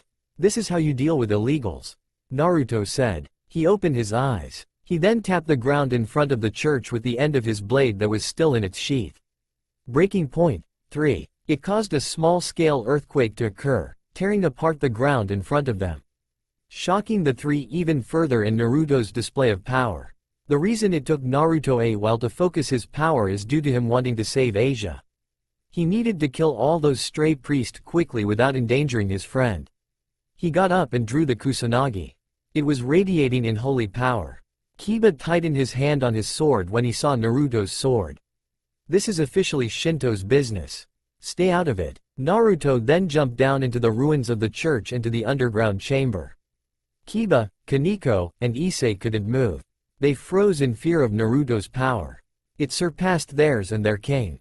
Down in the underground chamber, most of the stray priests were killed by the cave in that Naruto caused when he brought down the church. What the hell? Shouted the fallen angel. That outfit suggests that she was a stripper. Naruto came out of the smoke and started to approach her with the Kusanagi ready. Naruto was channeling his the bone-chilling flame into it, making the room seem like it was freezing. Similar to how cold the touch of death is like. This is the end, Crow. Huh, a human like you think you could defeat a fallen of Grigori? Rainier bragged about her being a superior race, but was cut off. I mean literally cut off. Naruto quickly speed up to her and cut off her head in the middle of her monologue. Her body soon turned to ashes due to the chilling bone flame coursing the Kusanagi. Filthy crow, Naruto muttered. He then went over to the unconscious nun that was on the cross and cut her down. It seemed like the crow was trying to extract her sacred gear. She needs medical attention now. He then grew up Kai wings again and flew out of the ruins of the church. Only for all the known members of Rias's peerage to be waiting for him. What are you doing in my territory? Rias asked seriously. She recently got here after dealing with the other fallen angel. Huh, your territory. You only rent my town from Amaterasu-sama. I was sent here after the discovery of the violation of the contract. Last night incident with the death of 2 humans by the hands of a stray priest was the last straw. Tsukuyomi-sensei has given me his authority to reclaim my home. You and the Citri heiress have lost all right to be territorial overseers as of last night. Whether you and all the other devils stay in Kuo is up to me. Naruto said. How dare you? Do you think I'll believe a word you say? Rias shouted in outrage. She hasn't been spoken to like that ever. She thought Naruto was bluffing. Naruto began to laugh. He drew his sword again to show off its power. He then stuck it to the ground. This is Aim no Murakumo no Tsurugi. It's also known as Kusanagi no Tsurugi. I call it the Kusanagi for short. It was given to me by Susanoo. It's one of the few holy swords that's on par with the original Excalibur. Naruto shouted. Kiba's hair started to cover his eye and he started to shake in rage. All the devils back away from Naruto. The holy energy it was giving off was frightening for them. If this isn't enough proof to show that I'm from the Shinto faction, then come and attack me. He ordered her. Nobody moved. Kiba wanted to attack, but in the presence of a holy sword on that caliber was too frightening. Then move out of the way. I won't. The girl needs healing. The only way to save her now is to reincarnate her. Rias said. She was trying to sound noble with the effort to reincarnate her. She is hurt, yes, but your help isn't necessary. She will die without Bochou's help, Naruto. Issei protested. She didn't want his friend to die. Like I said, it won't be necessary. Rias only frowned. Kuroka, he shouted. Kaneko, Kiba, Akeno, and Rias froze. They knew that name very well. Nya. You knew I was watching. Kuroka said from the tree nearby in her cat form. Rias and Issei recognized that was the same cat that he had when they first met. She then jumped down and changed back into her Nekosho form. Nya. Hello Sharon. I'm sorry for not seeing you sooner. She said happily. Kaneko started to shake in fear. Sharon? Issei muttered. He didn't know anyone by that name. How did you know I was here? Kuroka asked. Simple, I smell silver vine sake. Only you and Himari drink that. Himari only drinks it on special occasion, and if Himari was here, she would have attacked Gremory for the disrespect already. Naruto answered. She only looks sheepish. Take Asia back home and heal her. Naruto ordered. I like it when you get assertive nya tilde, Kuroka said happily. She snapped her fingers and she and Asia teleported away. Go and tell Sona Citri that you and your peerage no longer have any authority in my town. I'll decide if you should be evicted or not. Naruto said as he started to walk away. He needed to talk to Shigure and cover up the deaths and the incident last night. Issei, he shouted to get his attention. Asia will be saved. I'll explain everything later, but know that you're my friend. Even though you're a devil, you're still my friend. Remember, I always keep my promises. Let's make a promise that we will see each other again. For better or worse, we will still be friends. Those words rang throughout Issei's friend. I expect that your brother and Citri's sister will appear in tomorrow to negotiate with me about the contract you two have violated. Issei, I will answer your question there. There is a lot of secrets I kept from you, but then again, I'm not the only one keeping secrets from you. He then looked at Rias. Issei turned to who Naruto was looking at. He now understood what he meant. It meant that Rias was keeping secrets from him as well. Then Naruto left. This day is the worst. Rias said tiredly. She just lost the town she owned. Kiba's anger with holy swords is resurfacing and the chances of him attacking Naruto is high. And she has to explain to Sona what happened tonight. Next day, it was a quiet day for Issei. Naruto showed up to school like normal, but he knew something serious was about to happen later. He didn't go and peep on the kendo club with Matsuda and Motohama like usual. Kuno stayed home to watch over Asia. She was still weak from last night's incident. Instead, Kuroka and Himari followed him to school. Something was going to happen between Naruto and the devils, so they came along just in case. Also, the fact that Sona was glaring at Naruto when he arrived. She was already told about what happened last night and didn't like the outcome. Flashback. What? That was the scream of Sona Citri. She is usually composed and collected, but the news she just received was too much. After a few seconds to calm down, she pushed her glasses up and continued on with her conversation with Rias. What do you mean we lost ownership of Kuo? Sona asked calmly, but the blood vessel popping out of her forehead suggests she was angry. Uzumaki Naruto. He's from the Shinto faction. He reported to the gods about the incident with the fallen angels and he was given ownership of Kuo. Rias asked while tightening her grip. She didn't like the news at all. Is there proof that he is from the Shinto faction? He could be bluffing. No, he had. The aim no Murakumo no Tsurugi. It looked different to the picture we had, but the holy energy it was giving out was real. He could have killed me and my cute servants if he wanted in one slash. Also there is the fact that Kuroka was with him. The last news we have on her is that she joined the Shinto faction. Her presence alone is proof. She answered with a hint of anger. She didn't take threats to her or her peerage lightly. This isn't good. Our relationship with the Shinto faction has been borderline war already. Sona said. She was thinking about all the high-class devils that came to Japan to look for peerage member. They were all killed by the Shinto faction and the leaders of the devil faction did nothing about their deaths. Also, the fact about the Nekomata purge, the biggest factor to shift them into a state of war with Japan. Many yukais snuck into the underworld to kill devils and the devils did the same to the yukai. The only difference is that the yukai were organized and came home safe and with their dead that were killed in the attack. It was more of a suicide mission for the devils. I thought you would handle the fallen angels? Sona asked while narrowing her eyes at her friend. I was handling them, Rias replied. I didn't get the chance to take them out. I meant before. You had plenty of chances to evict or kill them before Uzumaki-san ever arrived. Why did you let them roam around killing people? I needed them. I needed them to kill Issei, so I can reincarnate him. She answered weakly. She knew what she'd done was wrong, but she was desperate. Sona could only look sadly at her friend. The day was arriving soon for her and she didn't want it. Unfortunately, desperation may have cost them or their entire race. End of flashback. At the end of the school day, Issei took Naruto to the old school building. Kiba or Kaneko would usually do it, but they couldn't do it for Naruto. Kiba hated Naruto for possessing the holy sword and Kaneko was having mixed feeling due to seeing her older sister again. At the old school building were Sona Citri, Rias Gremory, Seraphal Leviathan, and Searsex Lucifer. The meeting was only being held for those in charge.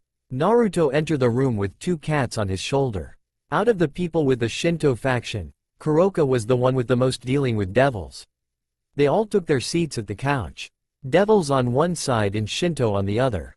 Himari and Kuroka jump off of his shoulder and transform into their Nekomata, Nekosho form. "So you're from the famous Uzumaki clan," Searsex said happily, trying to lighten the mood. "Cut the chit-chat. You have been notified about the breach on the contract for allowing your sisters to stay in my town. We originally intended to assign a representative to watch the town and them, but you suggest that they're capable of doing that job themselves. You were wrong. 18 people are dead now. Now explain why I shouldn't evict your sisters," Naruto asked harshly. "There was no breach in the contract. Those were the fallen angels that killed the humans, not us," Seraphal said, trying to play him at an angle. "Don't try to fool me. I was watching the meeting between you two and Amaterasu-sama and Tsukuyomi-sama. One of the conditions for allowing them the status of watching over Kuo is that they keep the peace.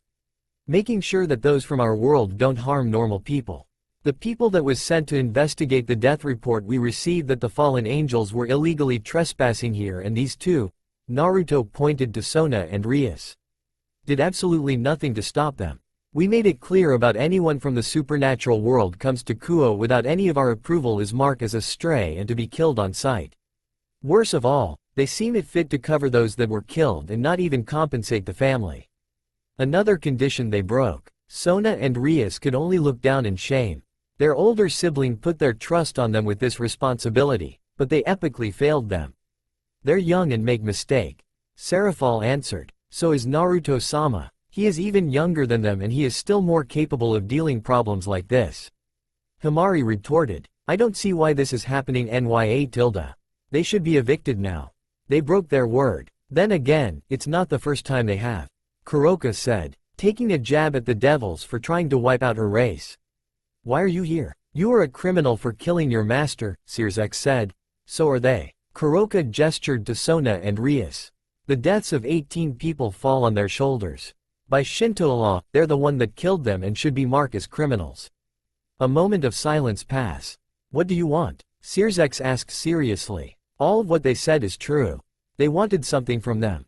Naruto turned to the 2 heirs. Do you want to stay in Kuo town?" he asked the 2. They nodded to show that they did. "Even though you would no longer have any power here, you will be only residents and be carefully monitored?" he asked again. They hesitated, but nodded. They made this town their home. Even if they don't own it like they find themselves considering Kuo their home. Naruto then turned to Searsex. "If you want them to stay in Kuo, Shinto no, I want the other essence flame that you stole from my family."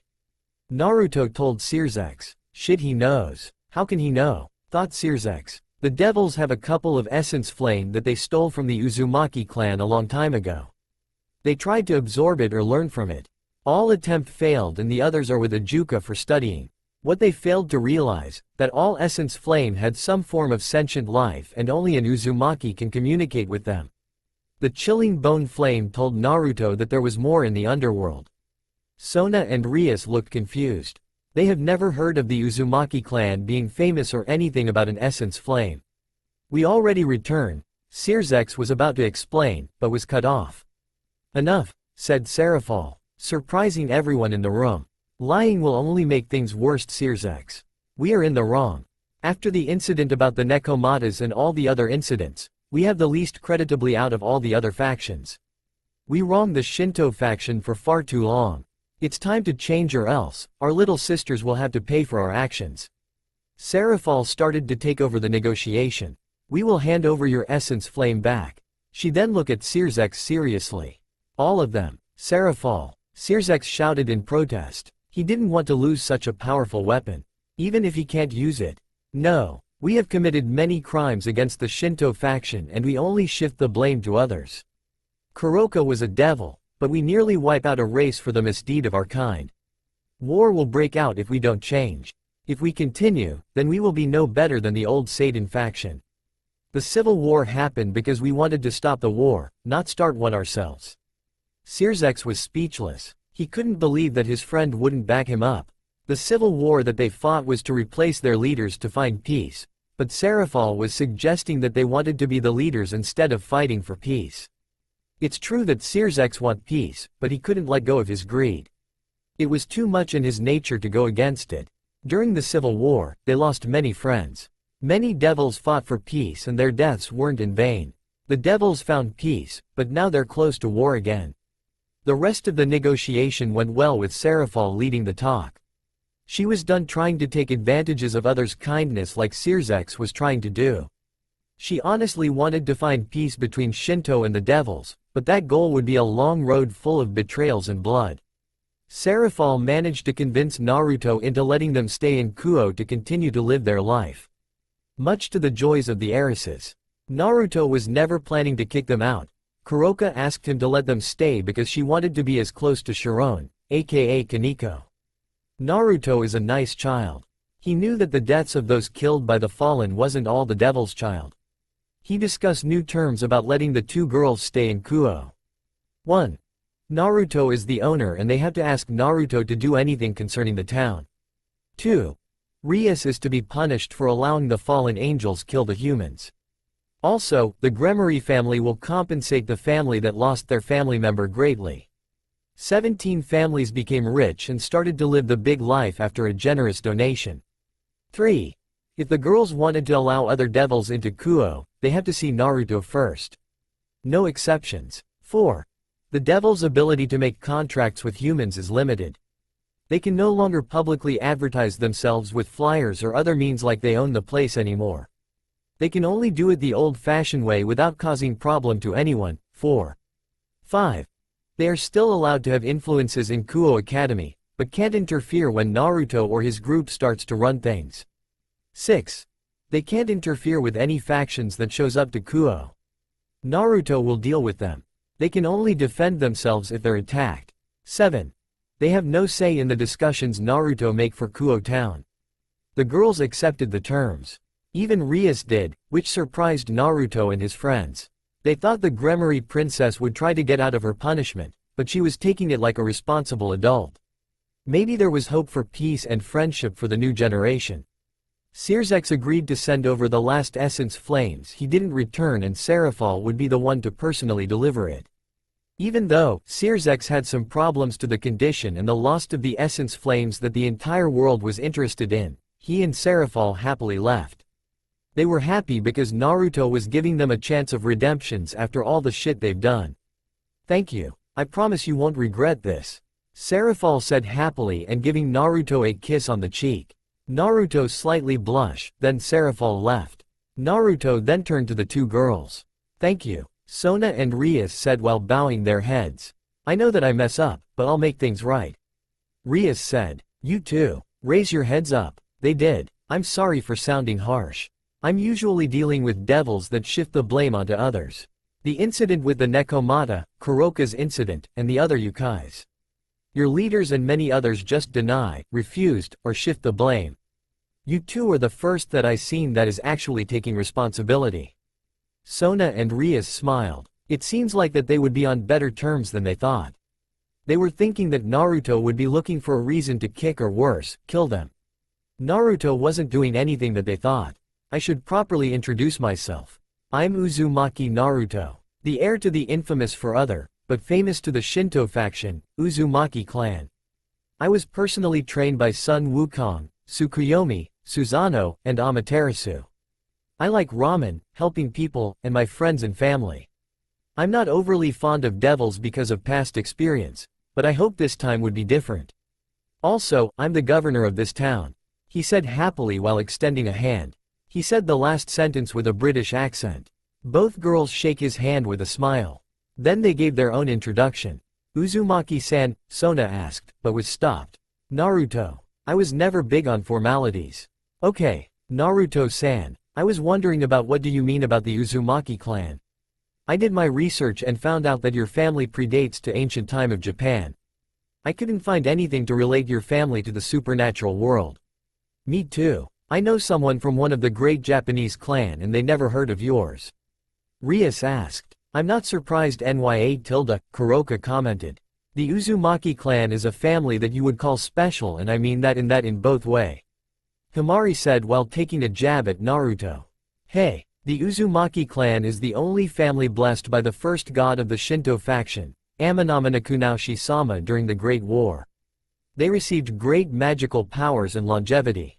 They can live up as long as many of the other supernatural creature if they done the Uzumaki tradition. After a century after the war, they wished to live a normal life. Due to their prestige amongst all of Japan for the supernatural world, they listened to their request. A couple of the clans that serve Shinto help hide their history from those outside of the Shinto faction, while others did it out of jealousy. The Uzumaki were very powerful and made the others jealous, but once they left Kyoto, they tried to take their place, but ultimately failed. Many Uzumaki left Kyoto to live all around Japan. All Uzumaki lived a peaceful life they wanted. Some stayed their way and became powerful. One of Naruto's ancestors tried to create a god. Himari started to talk about the Uzumaki clan. She knew that Naruto was going to give them the rundown about them, but she felt the need to. AAG god, Sona and Rias stuttered out. An idea to create a god is idiotic. Sona said. That is why I said special in both ways. An Uzumaki is a genius in many ways, but their nature to get into trouble, cause trouble, and stubbornness let them get into a lot of trouble with their crazy ideas. One idea to create a fire god worked. First, you should know that the essence flame, the god they created, isn't a god with holy power. It simply controls all flames around it. If you were to summon your own fire to attack someone with the essence flame, it would refuse to harm it. So, in some ways, the essence flame is a god. Just without the holy attribute. Later, it was divided into 23 different pieces. Why divide it? It seems like it would be weaker than before. Sona asked. She now understood why Searsex was reluctantly to give the essence flame back to the rightful owners. It was a very powerful object that most possibly rival a god, and it could be used by anyone. In the wrong hands, it can be a dangerous weapon. Simple, it was too powerful. Naruto took over. The essence flame was too powerful and couldn't be absorbed by anyone. Also, it went against Uzumaki clan law. Clan law? Rias asked. Family. Family comes first Kuroka answered. She liked the law. She risked her species for her family. She no doubt that the Uzumaki would do the same. Yes. For an Uzumaki, family is everything. We watch out for our own. The essence flame was for one Uzumaki, so he divided it up to share with other Uzumakis. Sound like your family was very powerful. Rias commented. She liked how Uzumaki value family. True, but we never cared about power. That's why we wanted to live a normal life. Back to the essence flame, it was divided, but it didn't lose its ability to control other fires. Well, control isn't the right word, it's more like obey. Here, can one of you make a small fire? Rias summoned a small fire on her hand. Naruto then released the chilling bone flame. The fire in Rias' hand seems to be bowing down to the flame around Naruto. This is one of the essence flame. Rank 11, the bone chilling flame. It has extreme heats, but at the same time, cold attributes. I could make this room freezing, but burn it down. Rias and Sona could only stare and shiver in the presence of the cold flame. They couldn't believe that the fire that Rias conjured up looked like it was bowing to Naruto's flame. It defied logic. Naruto then dismissed it. All Uzumaki essence flames are unique and are ranked. To use one, you need to absorb it to your Kai, but first of all you need to be an Uzumaki. It was created to be a form of weapons to protect us. You can consider it as a bloodline.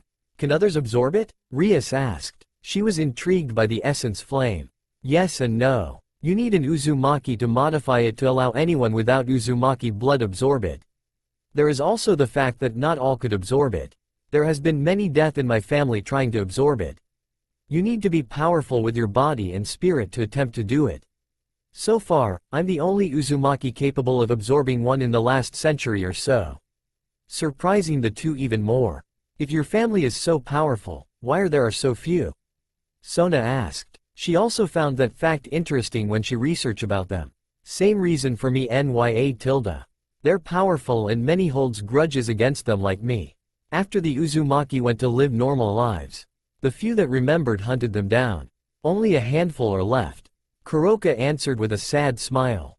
She still blames herself for all those deaths, but doesn't regret it. May I ask, why is she here? She is the one that caused the Nekomata purge in the first place, and how is she a Nekosho? She should be a reincarnated devil. Rias asked. It has been bothering her since last night. How I change back is a secret nya tilde. I'm here for Naruto-kun and for Sharon-chan. Rias didn't like the answer. Rias, like I said. Devils like to shift the blame. What happened that night with Kuroka isn't what you think. Also, it's not my place to say. Naruto told her. Oh, Sona. Can you register Himari into the school for me? She wanted to go to school with me, but I couldn't allow it at first. Sure, Sona said. Is there any more questions? The girls didn't had any more. Okay, Sona, can you leave us? Me and Rias have to talk alone. Sona and Himari left to get her registered to school. Kuroka left through the window. Rias, you have to tell Issei. I know. It's just hard to tell him. He's part of my family now and I don't want to ruin that. Rias said with a tear falling out of her eyes. She didn't want to cause pain to anyone, but she was desperate. Tell him the truth. I'm his friend and I will help him throughout. I have faith that he will do what's right. Rias then wiped away her tears. Naruto, there is also another problem. It's Yuto. I know. I did my research on everyone already. Kiba has problem with holy swords, but like I said, devils like to shift the blame. He's blaming swords for the action of a mad man. If I have to, I'll beat that sense into him. Thank you. Rias then went to go grab her peerage. She told them what happened and took them back to the clubroom to talk to Naruto. Naruto, Issei shouted. He was expecting a fight to break out with him and the Maos. You're okay. I thought something would have happened. Give me some credit, Issei. I know how to negotiate. He gave him a bro hug. Now, you have any questions for me? No. And no? Yeah. Bucko told us everything already. That's badass to hear that you're from a powerful clan. Yeah, Issei. Rias said. There is something I have to tell you. What is it, Bucko? The day you died, I let it happen, she said while looking down. She couldn't bring herself to look at her pawn. The others were looking away, besides Naruto. What? The fallen angels should have never killed you. It was my job to take them out, but I didn't and I knew that they would kill you. I decided to revive you as my servant instead of saving you. I'm sorry. What? Issei said in disbelief while tightening his hand. He couldn't believe that the kind king he had would let him die like that. I was desperate and I needed your power. The sacred gear of yours is powerful and I didn't want to lose the chance of getting you. Issei was getting angry at her. He didn't know what to think. He was only a tool for her. I know I was wrong about what I did, but I needed power and I was afraid. Issei then turned to his friend for help. During their childhood, Naruto would always help him out of any situation. Listen to her first before making your choice, Issei. I'm not agreeing with her action. That's for you to decide, Naruto said. He then turned back to Rias still looking down. He noticed that there was tears on the ground. She was crying. I'm being forced to marry a man that I don't love. I tried everything to get out of it, but the only way to get out of it would be through a match. I needed strong people to help me. I don't think that you're only here for your power. You're part of my peerage now and I care for you. I'm terribly sorry. Arranged marriage Naruto thought. He could understand Rias to a degree because he too is being married, but it was to someone he loves. Naruto. What do I do? Issei asked. He didn't know what to do anymore. It's your choice, Issei. I can tell that she does care for you like the others. How she got you was wrong, but her feelings are true. She could have kept the truth away from you, but she is telling you now. It shows she wants to make it up to you. Let her action show that she is sorry. You can stay a devil with her or I can change you back into a human, but that's a 50% chance of dying. It surprised them to hear that Naruto could reverse the evil piece. Rias pinned the dots in her head that it was him that changed Kuroka back into a Nekosho. Issei once again looked at Rias. Her eyes were red and she was still crying. It was obvious that it hurt her to tell the truth that she caused his death. Then Naruto's word rang in his head. She could have kept the truth away from you, but she is telling you now. It shows she wants to make it up to you. Let her action show that she is sorry. He did enjoy the short life of being a pawn with Rias and being a devil would allow him to reach his dream of harem king. But it was emotion that was stopping him now. Rias, I don't know if I can forgive you, but I'm willing to give you another chance. Rias immediately buried his head into her chest. Issei immediately didn't regret his choice. After a few minutes for the king and pawn, Kiba approached Naruto. His eyes was covered in the shadow of his hair. Uzumaki, this is about my Kusanagi, isn't it? I know about your past. I'm going to say this once, you like many other devils love to shift the blame to others. It's easier than handling the truth. Naruto cut him off. It froze Kiba. Sharon. He was looking at Kaneko. I don't know how you feel about me or your older sister living with me, but you need to confront your problems. I won't do anything to you. Kuroka might confront you, but she won't force you into anything. This is a problem for you too, and the only thing I'll do is give her the support she will need. After another moment of silence, Issei was finally freed from Rias's hug. Naruto. Is Asia okay? She's fine. I won't do anything bad to her. She will be able to stay here, but what she does next is her choice. I won't interfere on the path she chooses. He was looking at Rias. He knew that she wanted Asia's sacred gear. If Asia wanted to become a devil, then it was her choice and he won't stop her. He will warn her about all the consequences about it, but won't stop her. Thank God. OWWW. Issei shouted in pain while holding his head. What the hell is that? Issei, you're a devil now. Saying anything related to holy figures will cause us pain. Rias answered. About Yuma-chan. Who? The fallen angel that took Asia. Oh, I killed that crow. Surprising Issei. He didn't know that Naruto would sound so cold to someone else. Well, it wasn't to only fallen angels. He called devils bats and angels Tinker Bell. He would only calls them by those names if they annoy or anger him. She believed that it was okay to kill humans because she was a crow. It makes me sick to think that others would think like that. You won't have to fear anything from her anymore. You can come visit Asia tomorrow. She is still resting. Naruto got up from the couch. I hope that our relationship will improve everyone. Just try to not to screw up on this second chance. If something does happen, I won't be left with a choice, but to evict all devils.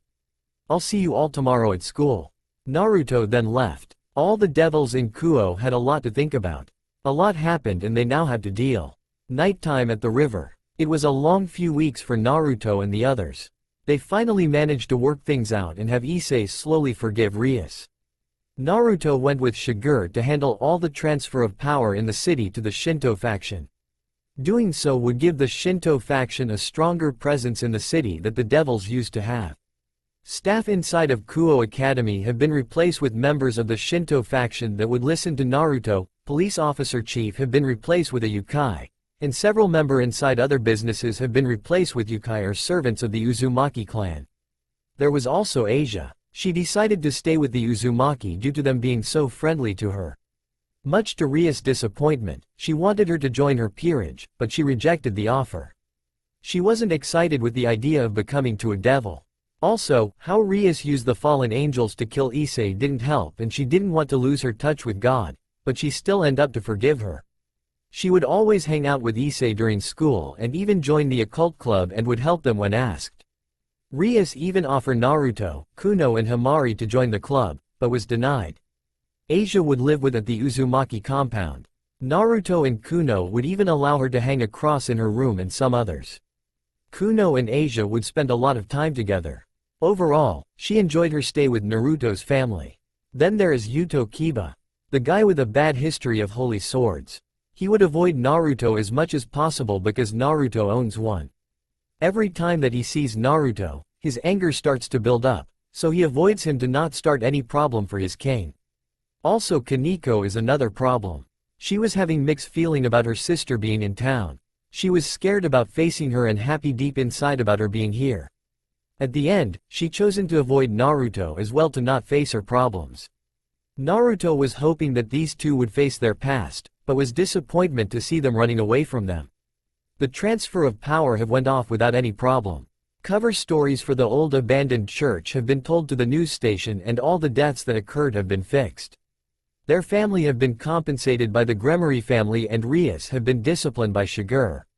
She made Rias sit Caesar and place large stone slabs on her thigh, adding more by the hour. It went on for 6 hours straight and Rias didn't enjoy it at all. What she didn't know is that Kuroka took pictures to blackmail her later. Then came Sona unofficial punishment. Flashback. 5 days after the negotiation, it was time for the devil to keep up their end of their deal. Uzumaki, Saji, another second year of Kuo Academy and another reincarnate devil, came over to bring Naruto over to the student council room. Kaichu wants to speak to you, Saji said from the door. Of course. Wait up, let me pack my things. Naruto then turned to Kuno and Himari. Go ahead and head home, he told them. Issei and Asia already left to head to the club room. Naruto then followed Saji to the student council room, only to find Sona, her peerage working, and Serafal with a metal box. Naruto-kun, Serafal shouted to give Naruto a hug. And tell Oni-sama, stop fooling around, Sona said sternly, only for Serafal to fall then quickly get up to cry in Sona's chest. After a few minutes of apologizing, crying to Sona for being herself, she then turned to Naruto. Like I promise, Naruto-kun. Here is the other essence flames, Serafal said happily as she handed Naruto the box. He then opened it up to see them. Inside were Dragon Phoenix Flame and the Living Spirit Flame. The Dragon Phoenix Flame was comparable to the flames of a dragon and phoenix combine. Even though the fire is very powerful, it's considered rank 20, a very low rank due to not having any special quality instead of high temperature. The Living Spirit Flame is another story. Unlike the other flames, this one is an essence flame for longevity. Anyone that absorbed they also gain the same longevity, lifespan that an Uzumaki has.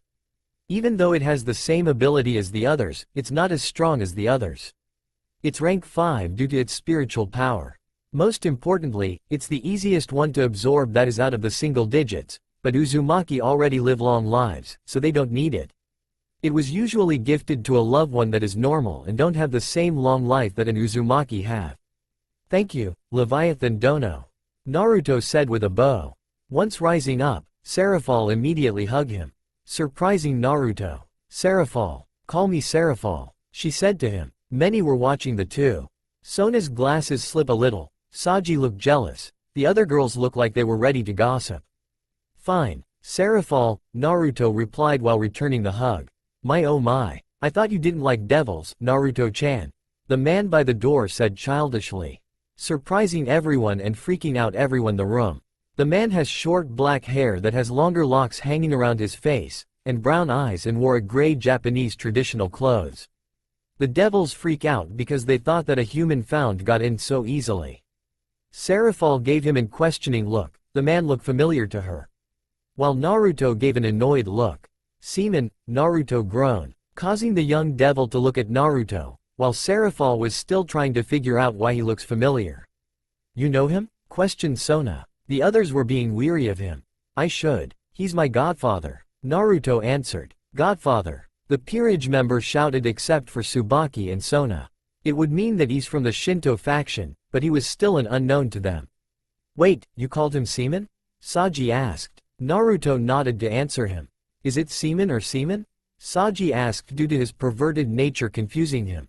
Sona only shook her head at his question. Seaman, Naruto answered, but making it hard to figure out which word. Confusing Saji even more. By the way, why are you here? Now, Naruto, you shouldn't call me that. Besides, I'm the new principal, Susanoo said happily, surprising Sona that it would be Naruto's godfather. She knew that Rias's father was removed from that position for the Shinto faction to have a stronger presence in Kuo Academy. Oh, I'll be going by my pen name while I stay here with you, Naruto. For Sona-chan, you will call me Principal Shigeru Soma. 1. Shigeru Soma, as in the author of the Icha Icha series? Saji shouted, asked. He was a fan of that piece of art. Some of the other girls look interested. Apparently, some didn't like others knowing about them being a fan of his book. Only for him to happily nod.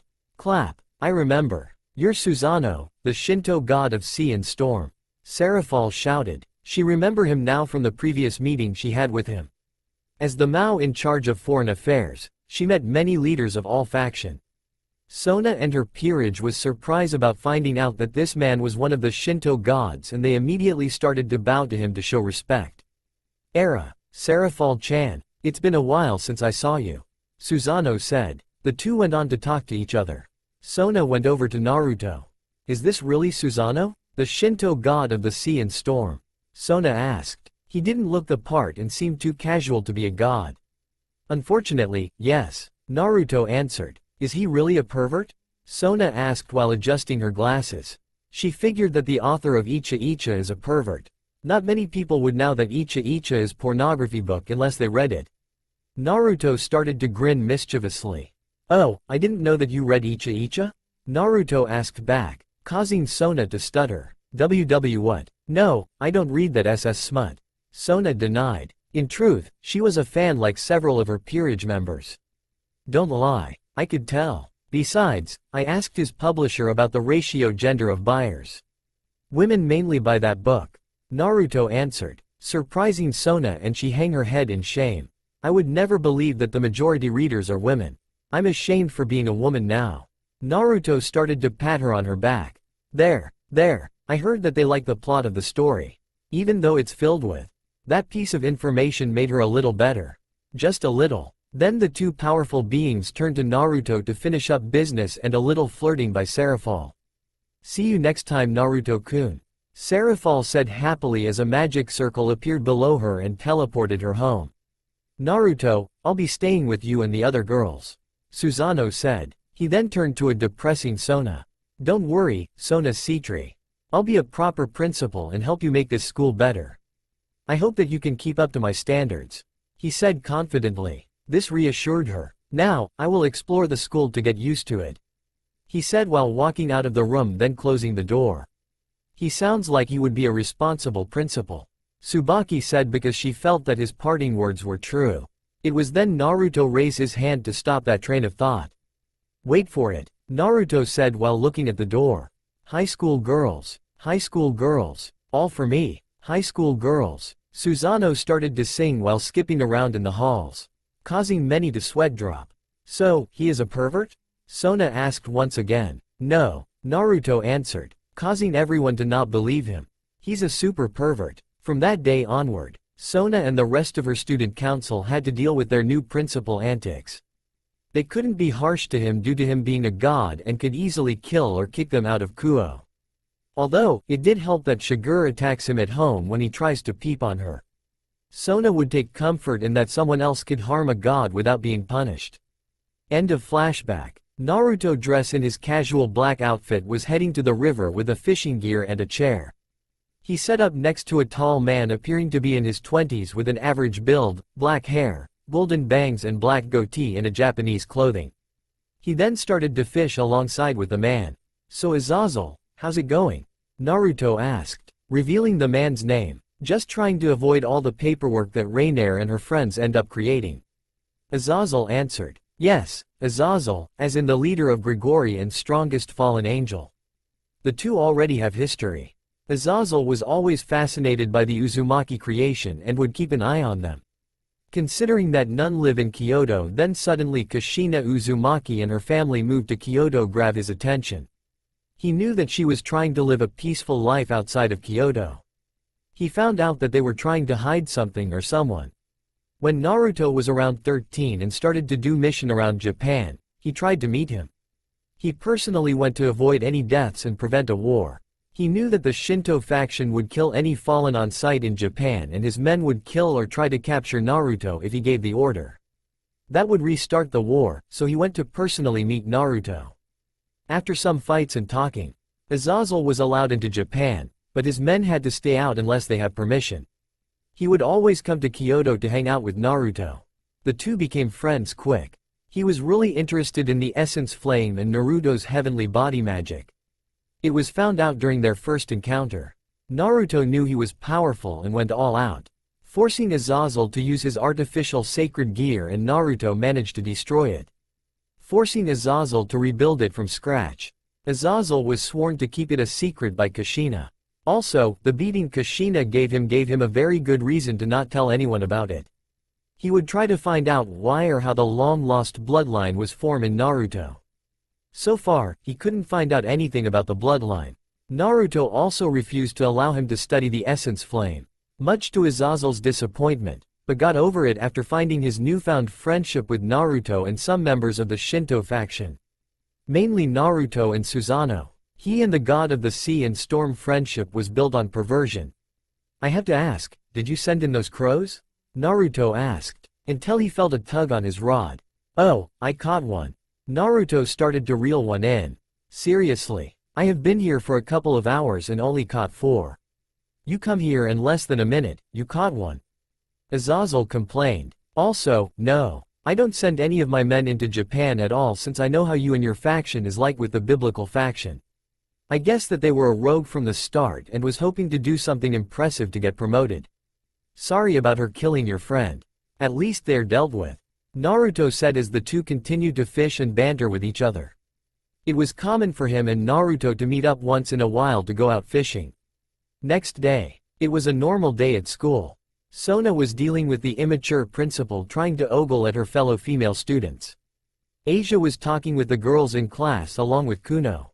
Both girls were adjusting to school. Issei was hanging out with the rest of the perverted trio. Himari was out at home due to her cold. It was then Asia went to the old abandoned building for club. However, this time, Kuno came along. It was time that she spent time with devils and get used to them being around. Naruto then felt a powerful presence near the school. More specifically, it was in the occult club room. Naruto then head off to go spy on the room. Naruto was watching from a tree outside of the window, while hiding his presence. He watches the powerful aura was coming from the maid with silver hair in the room.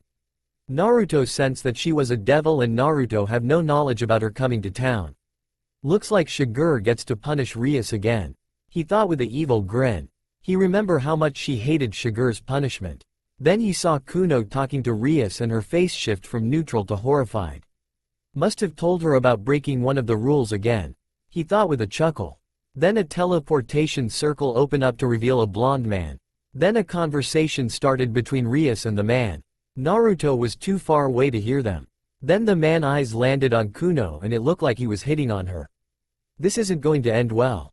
Naruto thought. He was worried about Kuno being hitted on because of what happened to the last person that tried ended up in the hospital. You perverted chicken, Kuno screamed. Apparently she didn't like how the man was talking to her. It was then things started to get tense. The maid tried to calm everyone down, but the man didn't look like he was calming down. He then turned to the only human in the room and charged up a fireball. Issei pulled out the boosted gear and Kiba drew a sword. The maid started to draw on her power to calm people down, but failed to do so on time. The blonde man threw the fireball at Asia. Damn it, Naruto thought. Crash boom. The window broke down and the fireball exploded before it hit Asia. The room was covered in smoke. Then suddenly, everyone felt cold. Very cold. Then the smoke cleared, revealing Naruto in the center of everyone with a white-blue fire surrounding him.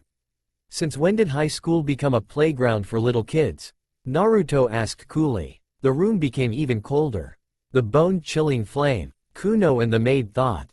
They both recognized the essence flame's color and power. The blonde man was glaring at Naruto and started to form another fireball, but the flame was soon sucked into the white-bluish flame as soon as he could form it. Naruto was allowing any fire to be formed that isn't his own. If you're going to continue, won't you include me as well? Naruto asked while raising his right fist that was covered in the cold-feeling flames. Uzumaki's residence. Inside the majestic home of Naruto Uzumaki, there is a room. A room full of weapons. Ranging from Japanese swords to range weapons of all kind. Kunai, katana, samurai armor, kama, kusarigama, and much more. Hell, there is even a wooden spoon in there.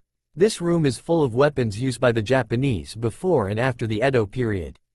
This room belonged to none other than Naruto's master, Shigure Kasaka.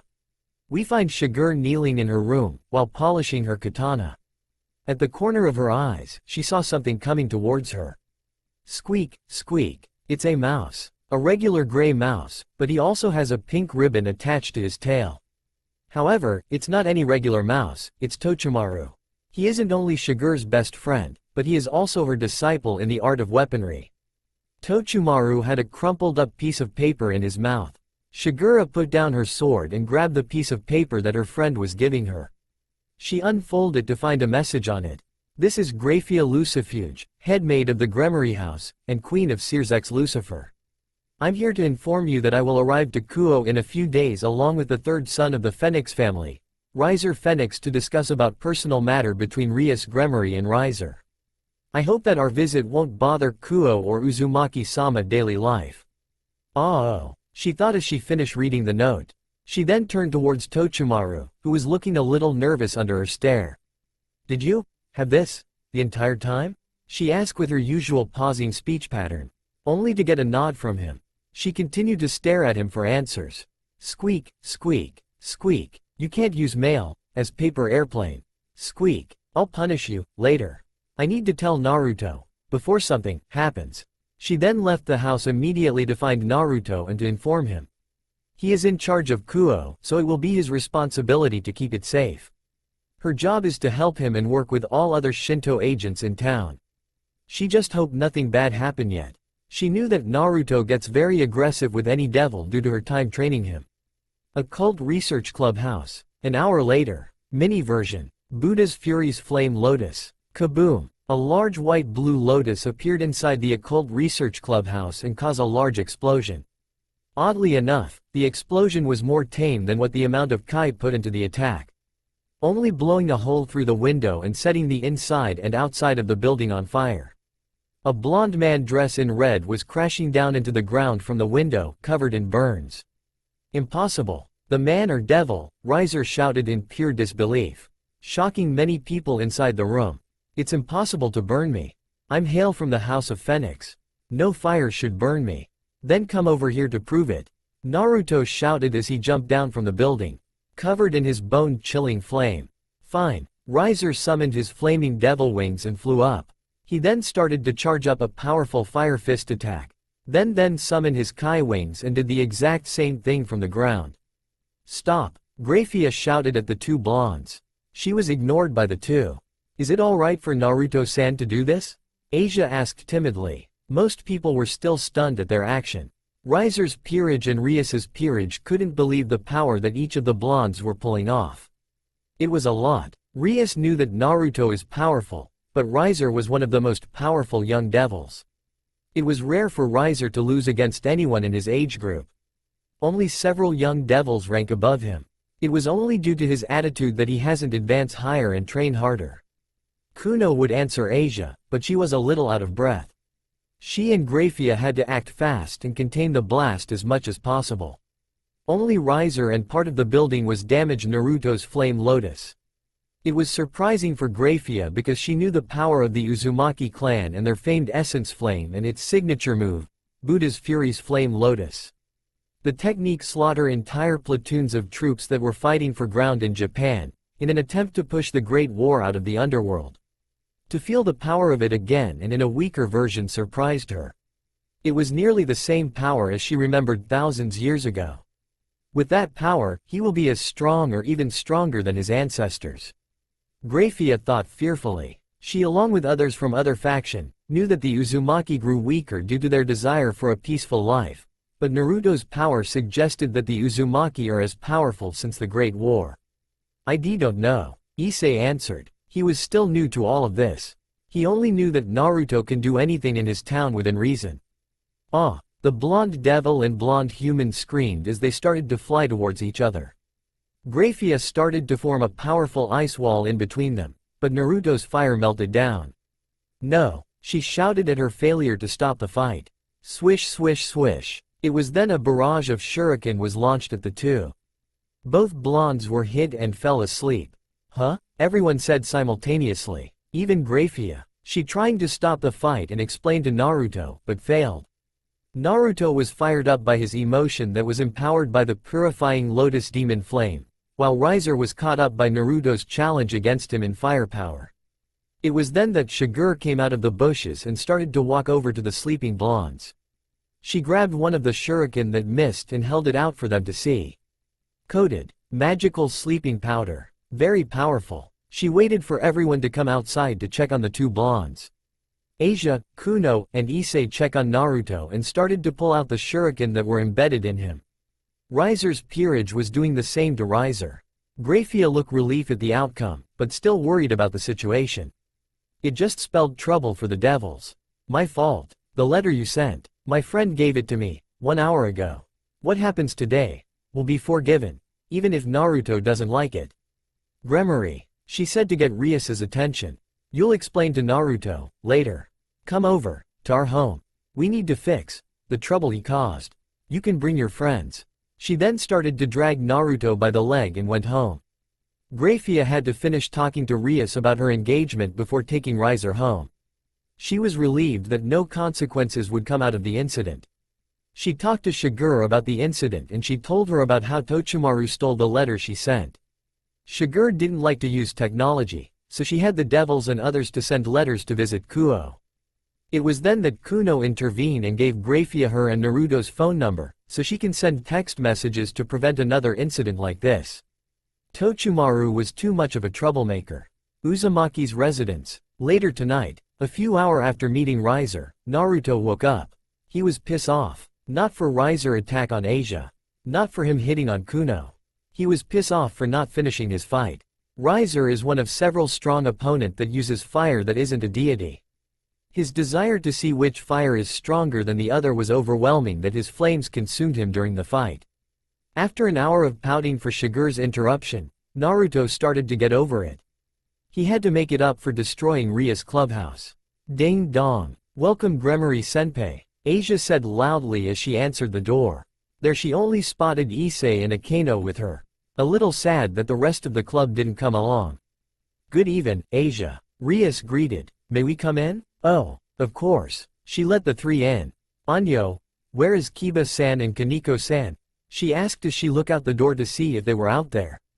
Ah, Issei said nervously as he scratched the back of his head. They had contracts to finish up. He came up with an excuse for them. In reality, they still couldn't confront Naruto or anyone else from the Uzumaki family. They still couldn't confront with their inner demons. Asia looked a little sad. That's too bad. Naruto-san is personally cooking dinner tonight as an apology for causing trouble for Gremory Senpai. That's very kind of him. Rias said with a warm smile. She's happy to hear that he is trying to make up for the little explosion he caused today. Era, what is he cooking us? Akeno asked with her usual smile. He's cooking sukiyaki. It's really good. He first cooked it when he welcomed me into his home. She answered with great enthusiasm. Traditional Japanese food. I look forward to it. Rias said with her usual calm tone, but in the inside, she was excited to try it. She is of course, a Japan otaku. Sure, she tried it at traditional restaurants, but eating a real home-cooked meal from someone raised in a Japanese traditional family suggested it will be better. It's been a while since I had sukiyaki. Akeno commented. Really? Issei surprisingly said. Last time I was here, Kuno-chan was cooking. I thought she would be cooking all the meals. Kuno-san and I usually do the cooking for everyone in the house, but Naruto-san cooked for special occasion. It was then that Himari entered the hallway that they were talking in. Welcome Gremory-san, Himejima-san, pervert-san. She said politely. Issei faltered a bit hearing Himari calling him a pervert. It was true, but this is the first time they really get to meet each other. Akeno just giggled at Issei. Don't be like that, she told Issei, getting his hope up. I saw you ogling Kuno, myself, and Kuroka earlier. It's only natural for me to address you by what you are. All with a smile. Issei faltered even more where he was in the corner, hugging his knees and drawing circles on the floor with his finger with a dark, gloomy cloud above him. Here, let me show you around the house. You're guests and I guess this won't be the last time you come over. Himari said as she started to show Rias and Akeno around the compound. Kya. Rias gave a little squeal. Everyone just stared at her. Akeno was giggling a little uncontrollably. She knew the reason for the squeal. I'm sorry. I'm just a little excited to get a tour around the house. She said as she quickly composed herself. Era, don't lie Buchu. She is a bit of a Japanese otaku. She loves everything Japanese. Akeno told everyone. Ria's face started to match her hair, while they laugh at her. While Himari showed the two the house, Asia left with Issei to hang out with in the living room considering that Issei already been in the house.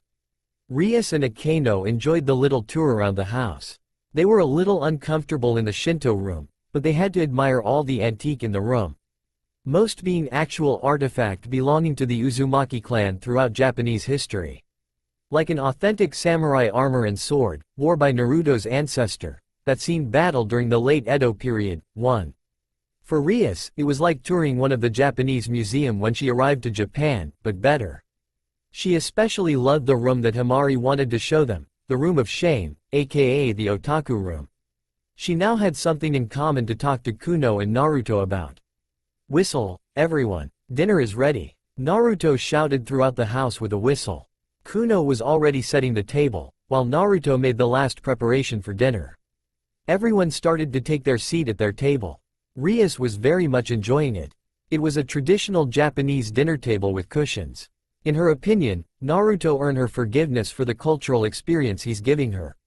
For Akeno, she enjoyed it, but felt a little ping in her heart. It brought back memories of her mother, considering that she was a traditional woman. Here Kuno. Go give this to Shiger. Naruto said as he handed her a plate of rice ball, tea, and a couple of different snacks for her and Tochimaru. Sure. She then left for Shiger's room. Shiger-san isn't going to join us? Issei asked. Nah, she rarely shows up for dinner anymore. It's just that there is a lot of things to do for the Shinto faction to have better control over Kuo and she needs to help finish it. Naruto told him as he finished washing up and coming toward the table. Also, Kuroka won't be joining dinner tonight. She said if her sister won't come, then she won't come. He then took a seat at the end of the table. Kuroka-san has a sister? Issei asked. Rias and Akeno tensed at that question. It's not my place to say, but yes. If you want to find out more, you should ask her yourself. Naruto said with a nervous chuckle. Rias, I'm sorry for causing trouble earlier today. The little fight with that blonde guy could have been avoided if I was thinking first. He said with a bow. Rias feeling a little embarrassed about the whole thing because she honestly placed all blame on Riser. Before she said anything, she was nudged by her queen. Before you say anything, think of it from Naruto's point of view. He attacked a visitor to his town, although he did attack someone innocent, and cause damage to the clubhouse. He may have not known about Riser coming, but that's only due to a communication error and as someone in charge, he needs to take responsibility for everything that happens under his watch. Akeno whispered to her. What Akeno told her king wasn't her entire opinion because Kuno talked to her already and told her how Naruto's feel about the incident. Which she can understand how Naruto feel, even if it wasn't his fault. Rias nodded to her best friend's advice.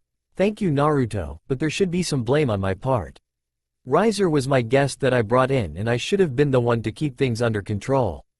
She responded. She wanted to say it's her fault for the entire thing, but, with Akeno's help, Naruto did cause some trouble that he's trying to fix. No, it doesn't. The fault that you're trying to place on yourself lies with that guy. As a guest, especially in a different faction territory, he should have acted on his best behavior. He acted as if he owned the place and expected for everything to go his way. You have nothing to apologize for. Naruto told her, trying to help her conscience. She wasn't expecting that. It was rare for people to come to her rescue like how Naruto was trying. Thank you, she said with a genuine smile. It was then that Kuno came back and saw the exchange of looks. She then decided to take a seat next to Naruto, feeling a little territorial. Naruto nodded. Now everyone, I hope that you enjoy the meal. Itadakimasu. Everyone shouted as they dig into the home-cooked meal. Wow, this is amazing. You're a great cook man. The three guests complimented Naruto. As they enjoyed the meal, they started to talk to each other. Mainly Rias talking to both Naruto and Kuno about life in Kyoto and anime. It was a little embarrassing at first, but they got over it. Issei would mainly talk with Asia and Naruto about his life in Kyoto. Akeno and Himari were the one that usually commented or get involved with a conversation with anyone at the table. As they finished eating, Kuno was cleaning the table, while everyone else headed to the living room to relax. She eventually finished and joined them. Naruto, Issei shouted, getting everyone's attention. I need your help, he said in Dagiza, too. What do you need help with?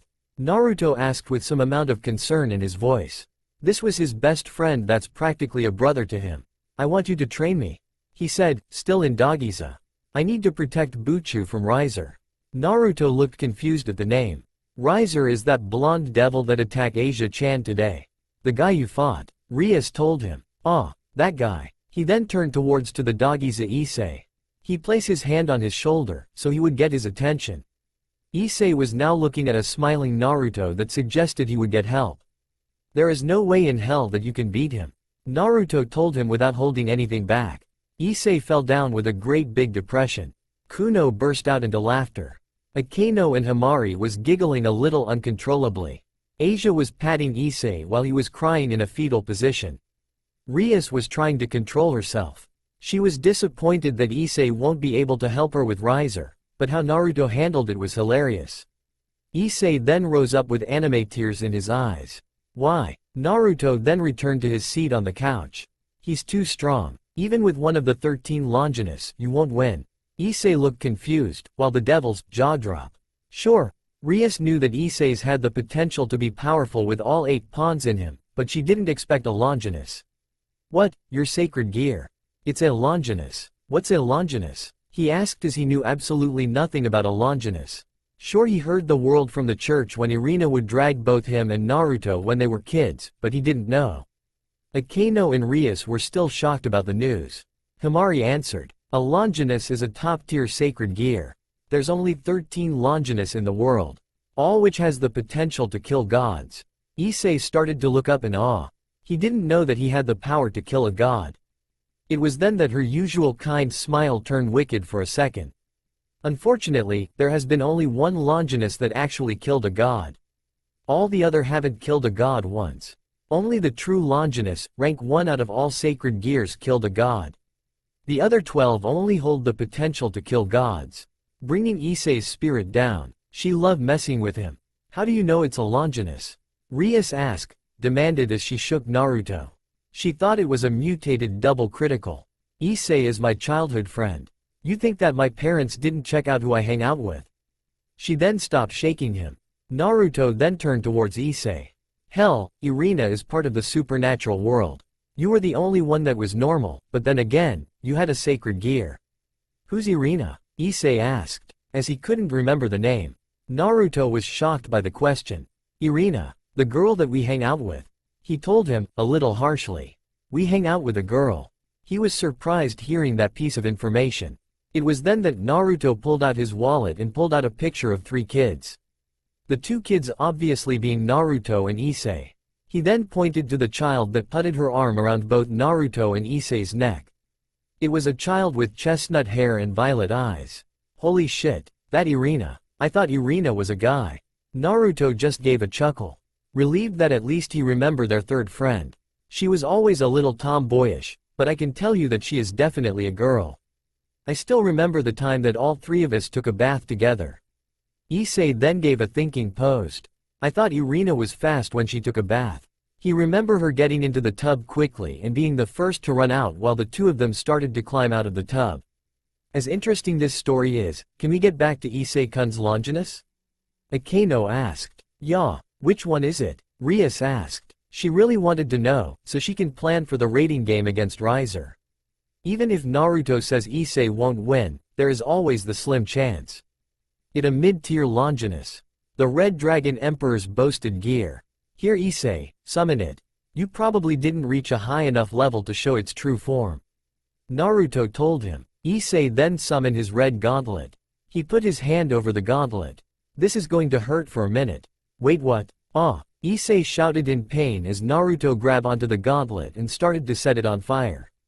Issei-san, Asia cried out. Explosion. It was then it transformed into its true form. Behold, the boasted gear in all its glory. Naruto then returned to his seat. Issei, Rias, Akeno, and Asia were staring at it with amazement. After some talking amongst themselves, Issei approached Naruto again. Why do you think that I can't beat Riser? He asked seriously. He trusted Naruto's judgment, but he couldn't allow his king be married to that prick. Especially that he had a weapon that could kill a god. He survived my mini Buddha Fury Flame Lotus. A normal person can't survive without take heavy damage or dying. Mini? Akeno asked. Yeah, Mini. To use the Buddha Fury Flame Lotus, you need to combine 2 different flames into one. Doing so will create powerful attack. Technically, anyone can do it if they know how to control their Kai. Which Rias decided to file it in their head. She knew the difference in magic and Kai, but she wanted the option for a powerful move available for her. Of course he left out that it's extremely dangerous and that the Uzumaki clan were the first to discover how to do it without blowing themselves up. It an Uzumaki signature technique. We taught it to others that are capable of using their Kai flame. and Uzumaki would usually combine 2 essence flame to create a powerful lotus capable of killing an ultimate class devil during the Great War. The mini version is using it with only 1 essence flame without any essence flame. I used my natural ability to produce flames in an essence flame. Even when I used it against Riser, it was tamed, but the fact that he got out with a few burns and scrape shows he's powerful. Shocking Asia, Akeno, Issei, and Rias. Wait, Riser is a phoenix. Fire shouldn't harm him, Rias pointed out. The story of the Flame Lotus sounded very powerful, so she didn't believe that Riser can survive one without using his ability. Doesn't matter. You forget that an essence flame is a god to all flames. Riser's pyrokinesis should have been very weakened to the point of non-existence. There has been accounts in Uzumaki history that even a god's flame betrayed them when facing an essence flame. Hell, I sparred with Amaterasu when I received my essence flame. She is a sun goddess, so fire is her power and I turn it against her. I may have lost, but the fact that her fires didn't obey her and didn't protect her when I fought her shows that any flames should be at my mercy. What Naruto didn't tell them is about Amaterasu's own essence flame and how little damage he could do against her due to him being far weaker than her, but they didn't need to know that. Of course they believed his story. Naruto showed to be a good and trusted friend to the 2 devils. Does that mean that he's stronger than you? Issei asked. Hell number. I fought stronger. Hell, I beat Kuroka and she is designated a rank SS criminal in the underworld. Only an ultimate level devil can stand a chance against her. Before you asked about Kuroka, it's not my place to tell, Issei. I trust you with my own secrets, but others is something I can't reveal without permission.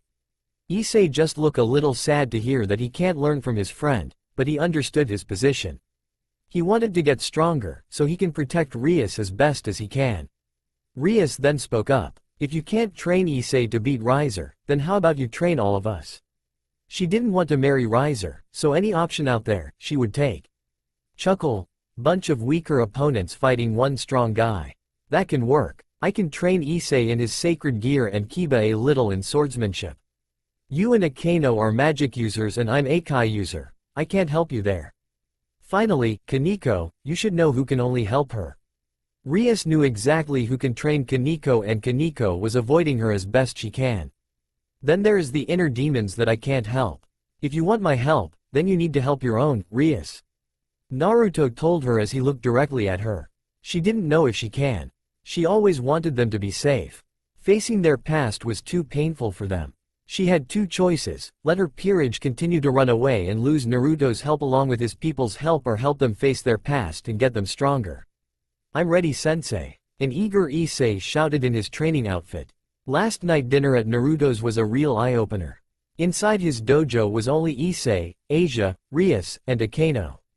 He was disappointed on the turnout. He could tell that Rias had the same feelings, but she didn't have the heart to force her servants. Her love for them was far greater than her own desire for freedom from the contract.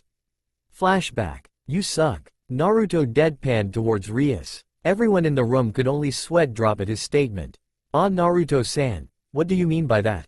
Asia asked innocently. Master means that Rias's peerage is a bad choice for battle. Himari explained for the man that she swore to serve and protect for the rest of her life. Rias choose all her piece more whimsically. All her piece do have great potential, but at their current strength, they will be more of a weakness than power. Then there is to take account that the entire peerage focus mainly on power. While Naruto was nodding to all her points, Kuno then took over the explanation to Asia as she was now beginning to see the point. Rias is more of an offensive wizard type. Issei raised his hand. What do you mean by wizard type? He asked. He understood that offensive meant that she attacks more than defend. Issei-san, a person can be generally judged by their fighting style. A wizard type is a person that uses magic as their fighting style. Rias-san will fall under that category because she uses her inherited power, the power of destruction.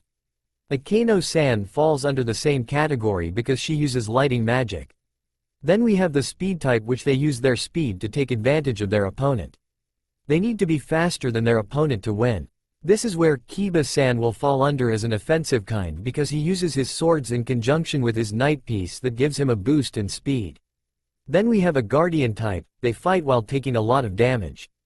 That would be Kaneko-san falls under, but she has more power to deal with damage, so she could also fall under a warrior type. A person that uses physical strength to beat their opponent, so Kaneko-san is more a hybrid of the two, so I can't really say if she is offensive or offensive without learning more. Keep in mind that there are more types out there. Kuno answered. In all, the balance of the team is off. Your peerage will be able to overwhelm people in the future, if they achieve their potential, but now, the team won't stand a chance against a well-balanced team. You have no support or defense-orientated form. Everyone is offense. You have no real support or anyone to take aggro and survive. Kaneko doesn't have the needed defense to be a front-line tank. Naruto finished. Issei began to understand how combat styles work in conjecture with team battles. It was pretty simple. He could definitely agree with Kaneko part because he'd been on the other end of her fist before. What type would I be? He asked, curious because he only heard the other devils. Kuno opened her mouth, but closed it because she couldn't find the answer. She continued this for a few more seconds, making Issei falter while others laugh. Why, you don't really have a fighting style. You may have the boosted gear, but you don't really use magic or any physical skills to classify in any of the types. Sorry. All come on, he shouted in frustration. He took a minute to rant till he calmed down. How about you guys? This piqued Rias's and Akino's interest. They didn't know that they were wizard type. Well, that was due to them not being around combat as often, so they really didn't learn about it. They wanted to know what their friend's fighting style. I'm an offensive weapon type. Shiger would fall under the same category. Himari answered. Wouldn't that mean Yuto is a weapon type too? Rias asked. Her knight did have the sword rebirth sacred gear. Not really. Yes, he does use a weapon, but there is no real sword technique in his fighting style. He uses his speed to make it look like he does. A weapon type use weapon technique. Kiba is just making quick slashes. It can't really be considered a weapon skill. Himari explained. Her sword skills were far superior than Kiba's. Kiba would fall under Western swordplay with no real technique behind their attack. Rias nodded, understanding the difference. She figured that sword skills wasn't just swinging a sword because if that was true, everyone will be classified as a weapon type. I'm a supportive offensive nature type.